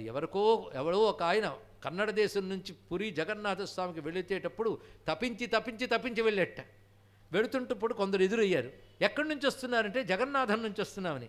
అక్కడికి వెళ్ళి వెనక్కి వస్తున్నారా అని అడిగట్ట. యద్గత్వానని వర్తంతే తద్ధామ పరమమ్మమ అని చదివిన భగవద్గీత శ్లోకం చక్కగా అక్కడ జగన్నాథ విగ్రహం కాదు, జగన్నాథుడు ఉన్నాడనే భావం ఉన్నప్పుడు ఉంటుంది అక్కడ. అని చిదంబరం నటరాజస్వామి వారు అక్కడ ఉన్నాడు అనే భావంతో వెళ్ళినటువంటి వాడు ఆ స్వామి దర్శనం చేయాలి. తనకు తెలుసు స్వామి దర్శనం ఎక్కడి నుంచి అవుతుందో. ఆ ధ్వజస్తంభం నుంచి చూస్తే లోపల కనబడతాడు, అంతేగా. పోనీ అది దర్శించడం చిన్న విషయం కాదు కదా అని వచ్చాడు. సరిగ్గా ఆ చిదంబరంలోకి అడుగు పెట్టాడు లేదో ఒళ్ళు పులకించిపోయింది. శివుడి నేల మీద అడుగు పెట్టానా? ఎక్కడ నటరాజస్వామి దేవతలకు కూడా దుర్లభమైన తాండవాన్ని దర్శింపజేస్తాడో ఆ చోటుని అడుగుపెట్టేనా అని పరవశించి మూర్ఛితుడై మళ్ళీ తేరుకుని లేచి అక్కడ ఆకాశాన్ని అంటుతున్న గోపురములు చూశాడు. చాలా విస్తారమైనటువంటి క్షేత్రం అది, గుడే ఊరంతుంటుంది. అలాంటి క్షేత్రంలో మొత్తం ప్రదక్షిణ చేస్తున్నాడు ఆయన. మొత్తం బయట ప్రాకారములన్నిటికీ బహిప్రాకారం ప్రదక్షిణ చేస్తూ పరవశించిపోతూ ఆ ప్రాకారముల మధ్యలో ద్వారముల నుంచి లోపలికి చూసి మురిసిపోతూ ఒక్కొక్క ప్రాకారం ఉన్న వీధిలోకి వెళ్ళేటప్పటికల్లా కొన్ని చోట్ల యజ్ఞములు చేస్తున్నటువంటి ధూమములు పైకొస్తున్నాయి. అద్భుతమైన వేదనాదములు వినబడుతున్నాయి. పవిత్రమైనటువంటి వేషములు దాల్చి, భస్మరుద్రాక్షలు దాల్చి, చేతిలో శుద్ధికి చిన్నముగా కలశములు ధరించి పరమాత్మని ధ్యానం చేస్తూ మంత్రములు చదువుతున్నటువంటి మహాత్ములు ఒక వీధిలో కనబడుతుంటే, మరొక చోట సిద్ధపురుషులు మరొక చోట కనబడుతున్నారు. ఇలా 4 వీధుల్లోనూ తిరుగుతూ ఉంటే ఆయనకి కనబడుతున్న వాళ్ళందరూ ఇలాంటి వారే. ఎందుకంటే శివుడి పనుపును 3000 మంది తీర్థులు వచ్చినటువంటి దీక్షితులు వచ్చిన చోటు కదా. ఆ పరంపరే అక్కడుంది గనక, అందులో ఆ కాలం గనక ఇంకా ఏ వివాదాలకు చోట్లు అడుగుంటే అలాంటి మహాత్ములే ఉండేవారు చుట్టూ కూడా. మరొక చోట రాజర్షులు, ఒకరి చోట సిద్ధపురుషులు, మరొక చోట యాత్రికులు, భాగవతోత్తములైన వారందరూ వచ్చి దర్శనం చేసుకునేవారు.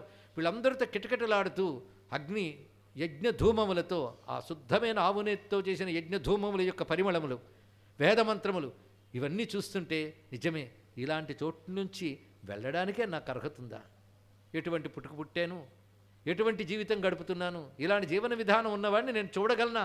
ఆశపడితే వచ్చేసాను కానీ అని తపన పడుతూ తిరిగి అలిసిపోయి ఒక చోట రాత్రి నిద్రిస్తున్న సమయంలో పరమేశ్వరుడు సంతోషించి, నన్ను చూడ్డానికి వచ్చావుగా, తప్పకుండా నన్ను చూద్దువు కానీ అని చెప్తూ, నీకంటూ ప్రత్యేకంగా అగ్నిలో ప్రవేశించి శుద్ధం కాగలవు నువ్వు అని చెప్పి అంతర్ధానమైపడి ఈశ్వరుడు మొత్తం అక్కడున్న 1000 మంది దీక్షితుల కుటుంబాలకు కూడా ఏకకాలంలో అందరి స్వప్నంలో కనబడి, నా కోసం ఒక మహానుభావుడు ఇక్కడికి సమీపంలో ఆదనూరు అనే పల్లెలో చివర ఉన్న వాడలో ఉండేవాడు. ఆయన నా కోసం తప్పించి వచ్చిన నా ప్రియ భక్తుడు. అతని కోసం మీరు అగ్నిహోత్రాన్ని రగల్చండి, అతని భక్తి ఏమిటో తెలుస్తుంది, అప్పుడు అతను మీరు లోపలికి రాణిస్తారు అన్నాడు ఇక్కడ. వెంటనే వెతుక్కుంటూ వాళ్ళు వెళ్ళి పట్టుకున్నారు ఇతన్ని. నాయన నువ్వేనా అని. ఏమిటండి అంటే, మాకు ఇలా స్వప్నంలో శివుడు చెప్పాడంటే నాకు చెప్పాడండి అని. అయితే రా అంటే సిగ్గుతో వణుకుతూ వినమ్రంగా వాళ్ళు వెంట వచ్చాడు. అక్కడ అగ్నిహోత్రాన్ని రగిల్చి శివుడు చెప్పిన ప్రకారంగా నువ్వు మహాశివభక్తుడివయ్యా, నువ్వు సిద్ధిని పొందగలవు అని చెప్పగానే నిస్సంకోచంగా గురువు చెప్పిన శివచిదంబరనామం చెప్తూ అగ్నిహోత్రంలో పడ్డాడు. పడడం ఆలస్యం, అందులోంచి మళ్ళీ అద్భుతమైన రూపంతో వచ్చాడు. ఆ రూపం బంగారు కాంతితో మెరిసిపోతున్నటువంటి శరీరం, భస్మత్రిపుండ్రములు దాల్చినటువంటి మహా తేజస్ శరీరంతో, దివ్య శరీరంతో వచ్చి అగ్నిహోత్ర గృహంలోంచి స్వామి యొక్క చిత్సభలోకి ప్రవేశించాడు. అతడు చిత్సభలోకి వెళుతుంటే దీక్షితులకు నమస్కారం చేస్తూ వెళుతున్నారు.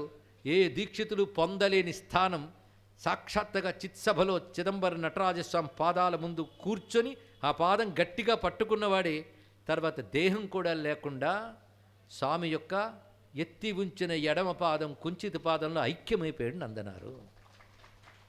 ఇప్పటికీ దానికి సంకేతంగా ఆ ఆదమూరులో ఏ సమయంలో అందులో ఐక్యమయ్యాడో దానికి సంబంధించి నేటికి కూడాను స్వామికి నందనార్ పేరును ఉత్సవం జరుగుతుంది, నేటికి జరుగుతుందండి.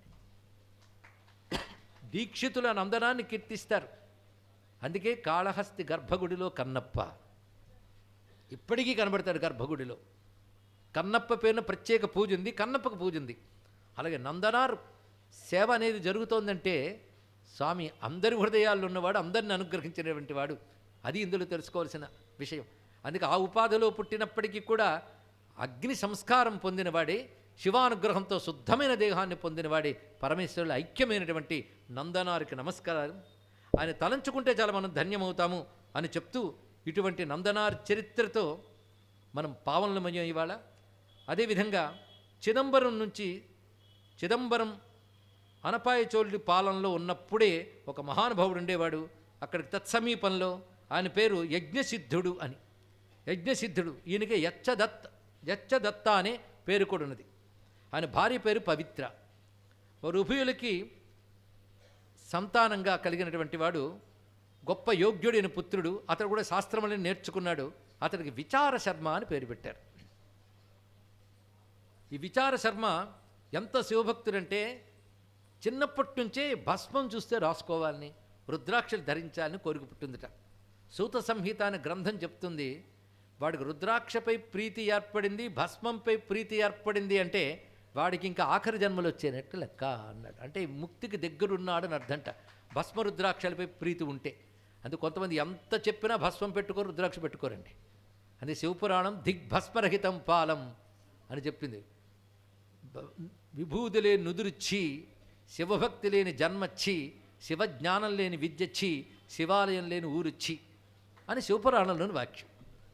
ఇది తెలుసుకోవాలి. భస్మధారణ, దాని విధానం, భస్మంపై ప్రీతి, ఇది వేద ప్రతిపాద్యం గనకనే భస్మజాబాలు ఉపనిషత్తు, రుద్రాక్ష జాబాలు ఉపనిషత్తు అని ఉపనిషత్తుల్లో భస్మ మహాత్మ్యం చెప్పారు.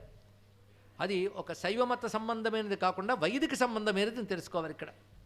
ఇలా నుదురు దాల్చిన భస్మరేఖలకి, ఊర్ధ్వపుండ్రములకి దేని ప్రత్యేకత దానికి ఉంది, కానీ ఒట్టి బోసి నుదురు ఉండరాదు. ఇది తెలుసుకోవాల్సిన ప్రధానమైన అంశం ఇక్కడ. కానీ భస్మరుద్రాక్షలు అనేది ప్రీతి కలగడం అనేది పూర్వజన్మ సుకృతం బట్టి ఏర్పడుతుంది. ముక్తికి సమీపంగా ఉన్న వారికి కలుగుతుందట. అంతేకాదు వేదాంతం నేర్చుకోవడం కూడా ఎలాగంటే వేదాంతి క్లాస్కి వెళ్ళి టీ తాగుతూ కాఫీ తాగుతూ వినడం కాదుట. భస్మధారణ చెయ్యనిది వేదాంతం నేర్చుకోకూడదని ఈ విషయం సూత సంహితలో చెప్పారు. ఎందుకంటే విద్య తీసుకున్నప్పుడు దానికి తగ్గ పవిత్రత ఉండాలి, శుచి ఉండాలి, సదాచారం ఉండాలి. ఒకప్పుడు ఆ సంప్రదాయంతో నేర్చుకునేవారు. అందుకే ఇప్పుడు వాచా వేదాంతులు ఎక్కువైపోయారు. కబుర్లు వేదాంతం, కలు వేదాంతిన సర్వే అన్నాడు ఇక్కడ. కలిలో అందరూ వేదాంతులేంట, ఏది కబుర్లు వేదాంతులు. అది భ్రష్టత్వానికి హేతువు తప్ప మరొకటి కాదు. కనుక భస్మరుద్రాక్షల మహిమ ఇంత గొప్పది చెప్తున్నారండి. ఇతనికి చిన్నప్పటి నుంచి భస్మరుద్రాక్షల మీద ప్రీతి, శివమంత్రములపై ప్రీతి, శివుడంటే మహా ఇష్టం.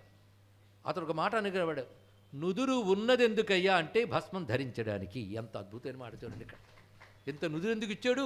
నిండుగా భస్మం పెట్టుకోవడానికి ఇచ్చాడు ఇక్కడ. ఆ చిన్నప్పుడు అతని భావన. అలా భస్మధారణ చేసుకునేవాడు, రుద్రాక్షమాల ధరించేవాడు, నిరంతరం భగవదారాధన, శివజ్ఞానము, వేదాధ్యయనము, ఇదే పని. విచార శర్మ పేరు కూడా చాలా బాగున్నది. అలాంటి ఆయన ఒకసారి తాను విద్యాభ్యాసం నుంచి వస్తూ గురువు కోసమని సమిధలు కుశలు ఏరుకుంటూ ఉంటే అక్కడ ఒక ఆవుల మంద కనబడింది. ఈ ఆవుల మందని నిగ్రహిస్తున్నవాడు గోపాలకుడు కూడా ఉన్నాడు.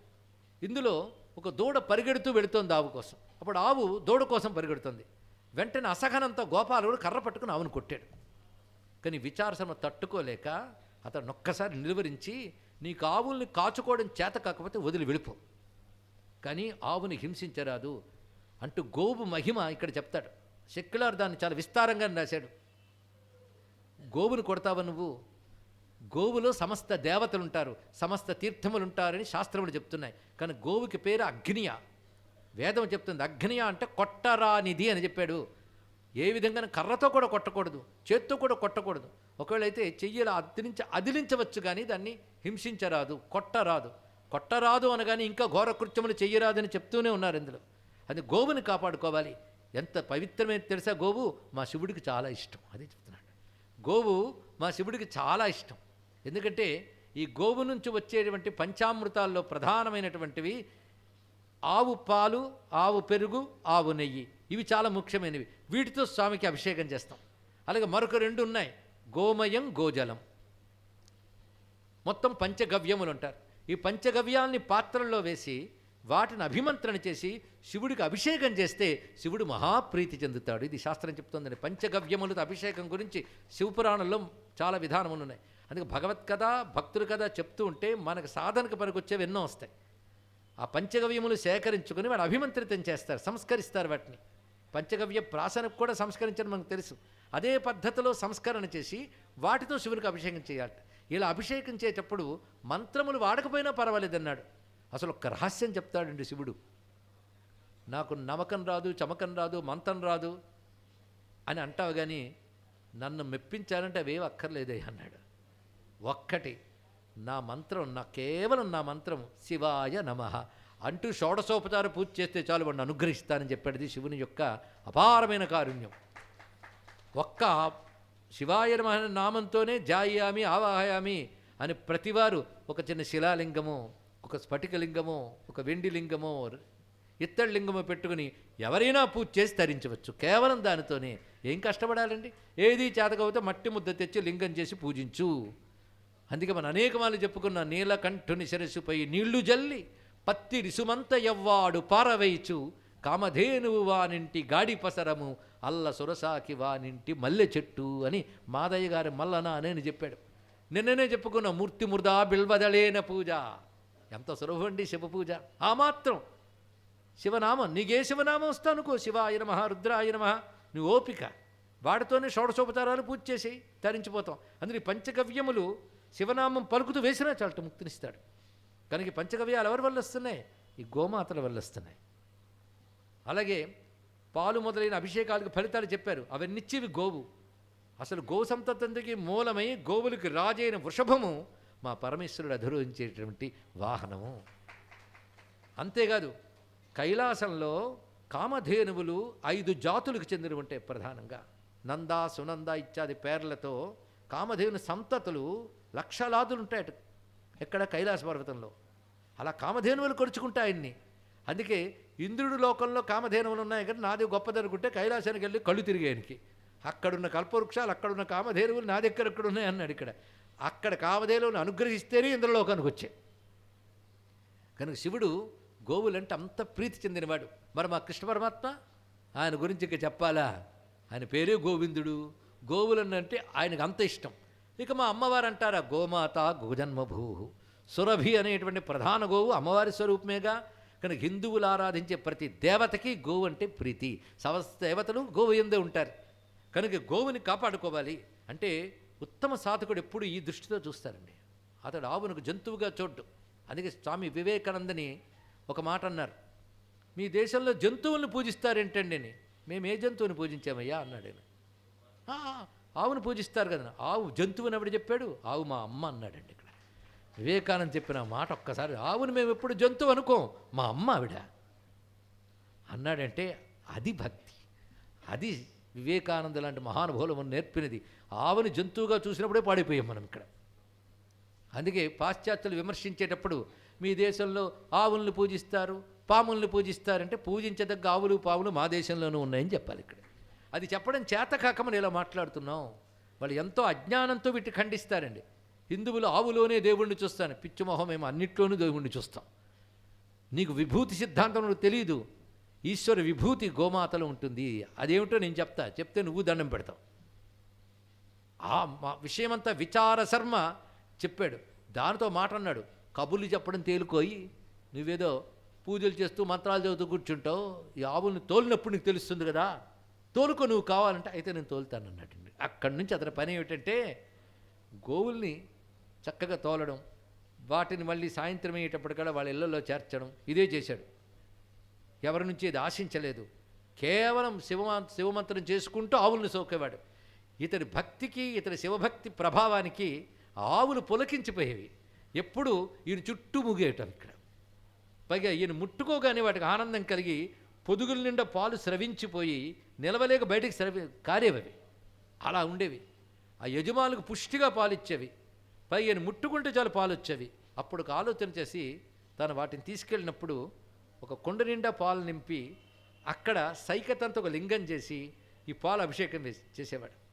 అలా పిండడం కూడా కాదు, పెడితే చాలు నిండిపోయేదిట. ఇలా అభిషేకం చేస్తుంటే మురిసిపోయి ఆ పొదుగుల నుంచి ఇంకా పాలు ఖర్చావు ఇక్కడ. పైగా ఇంటికి తీసుకెళ్ళాక పొదుగు ఖాళీ అయ్యేది కాదు, వాళ్ళకి పుష్టిగానే ఇచ్చేది. కానీ ఇతడు ఇలాగ పాలుతో ఏదో చేస్తున్నాడన్న విషయం కర్ణాకర్ణగా తెలిసి ఆ గోవుల యజమానులందరూ వాళ్ళ నాన్నగారికి చెప్పారు, ఇది మీ అబ్బాయి ఆవులు కాస్తున్నట్టు మీకు తెలుసా? అరే నాకు తెలియకుండా ఈ పని ఎప్పుడు మొదలెట్టాడు? ఆవులు కాయడం కాదు, ఆ పాలన్నీ అక్కడ తీసుకెళ్ళి ఇసుకలో పోస్తున్నాడని మిగిలిన వాళ్ళు చెప్తున్నారు అని చెప్పాడు. అంటే తమ ఉన్నటువంటి స్థితికి గోవులు కాచుకోవడం ఏంటి? ఇది బాగలేదు. రెండోటి పాలు ఇలా వ్యర్థం చేస్తున్న ఊళ్ళో వాళ్ళు ఫిర్యాదు చేశారు, ఇది బాగలేదు, అతను శిక్షిస్తానని చెప్పి చూస్తున్నాడు. వెళ్ళి చూస్తున్నప్పుడు ఈయన పాలు తీసుకెళ్ళడం, అక్కడ లింగం మీద పోయడం, ప్రేమగా మైమరచిపోయి చేస్తున్నాడు ఆ పని. వెంటనే ఇంత పని చేసిన పరువు తీస్తావరా రై అని చెప్పి కర్రతో బాధను మొదలుపెట్టాడు. ఎంత బాధుతున్నా ఇతను పట్టించుకోలేదు, తిన్నగా వెళ్ళి పూజ చేస్తున్నాడు ఇక్కడ. ఆఖరికి అతడు ఏం చేశాడంటే ఆ పాల కడవల్ని కాలుతో తన్ని అక్కడ శివలింగాన్ని మొత్తం చల్లాచెదురు చేశాడు. అప్పుడు తట్టుకోలేపాడండి ఇక్కడ. ఎందుకంటే భక్తిలో ఒక స్థాయికి వెళ్ళిన వాళ్ళకి త్వమేవ మాతాత పితా త్వమేవ అనే స్థాయిలో ఉన్నటువంటి వాడికి తల్లి తండ్రి బంధువులు ఎవరూ లేరు. ఎందుకంటే ఈశ్వరుడు తప్ప మరొకటి లేదు. ఈ బంధములన్నీ ఈ జన్మకి మాత్రమే. ఈ ధర్మాతిక్రమణం అనరు. భక్తి ధర్మం ముందు ఈ చిన్నవైపోతాయి. ఇవి తెలుసుకోవాలి. ఇలాంటి కదే అష్టగణపతుల ఆలయాల్లో ఒక ఆలయంలో మహాగణపతి భక్తులని పిల్లవాడి కథలు చెప్తారు. ఇప్పుడు అది నేను చెప్పానంటే కథలో వచ్చి వెళ్తూ అసలు కథ పోతుంది. కానీ అనేక భక్తులు ఇలాంటి వాళ్ళు ఉంటారని తెలుసుకోవాలి. అక్కడ తండ్రి తల్లో కాదు, తాను ఇసుక బొమ్మకి పోయట్లే శివుడికి వేస్తున్నాడు పాలు. దాన్ని ఇతడు ఆ శివలింగాన్ని చల్లాచేదో చేశాడు. ఇంకా తట్టుకోలేక చేతిలో ఉన్న కర్ర విసిరేశాడండి. ఆ కర్ర ఎంత గట్టిగా విసిరాడో శివుడు ఏం చేశాడు కానీ కాళ్ళు తెగి పడిపోయాడు అతను అక్కడ. అప్పుడు ఈశ్వరుడు ఒక్కసారి ప్రత్యక్షమై, నీ భక్తికి చాలా సంతోషించాను నాయన, నువ్వు ధన్యుడివయ్యావు అని చెప్పి ఆ విచార శర్మని నాయనారుగా ప్రకటించి అనుగ్రహించి కైవల్య ప్రాప్తి కలిగించాడు. ఇతడికి నీలాంటి వాడు నా గణములకు అధ్యక్షుడిగా చేస్తున్నాడు. ఇతని స్థానం మరికొంచెం పెద్దది చేశాడు. అంటే శివుడి దగ్గర అనేక గణాలు ఉంటాయి, ఒక్కొక్క గణాలుగా అధ్యక్షులు ఉంటారు. గణాధ్యక్షుడు నందీశ్వరుడు, భృంగి, రిటి, ఇలాగ అన్ని గణాలకి కలుపుకుని నందీశ్వరుడు. విడివిడిగా భృంగి, రిటి ఇత్యాదులున్నారు. ఈ విచార శర్మనే నాయనారే చండేశ్వర నాయనార్ అనే పేరుతో ప్రసిద్ధి పొందాడు అని విచార శర్మ కథని ఎంత చక్కగా తెలియజేస్తూ సెక్యులారు తన ధన్యతని ఈ విధంగా చెప్పుకున్నాడు.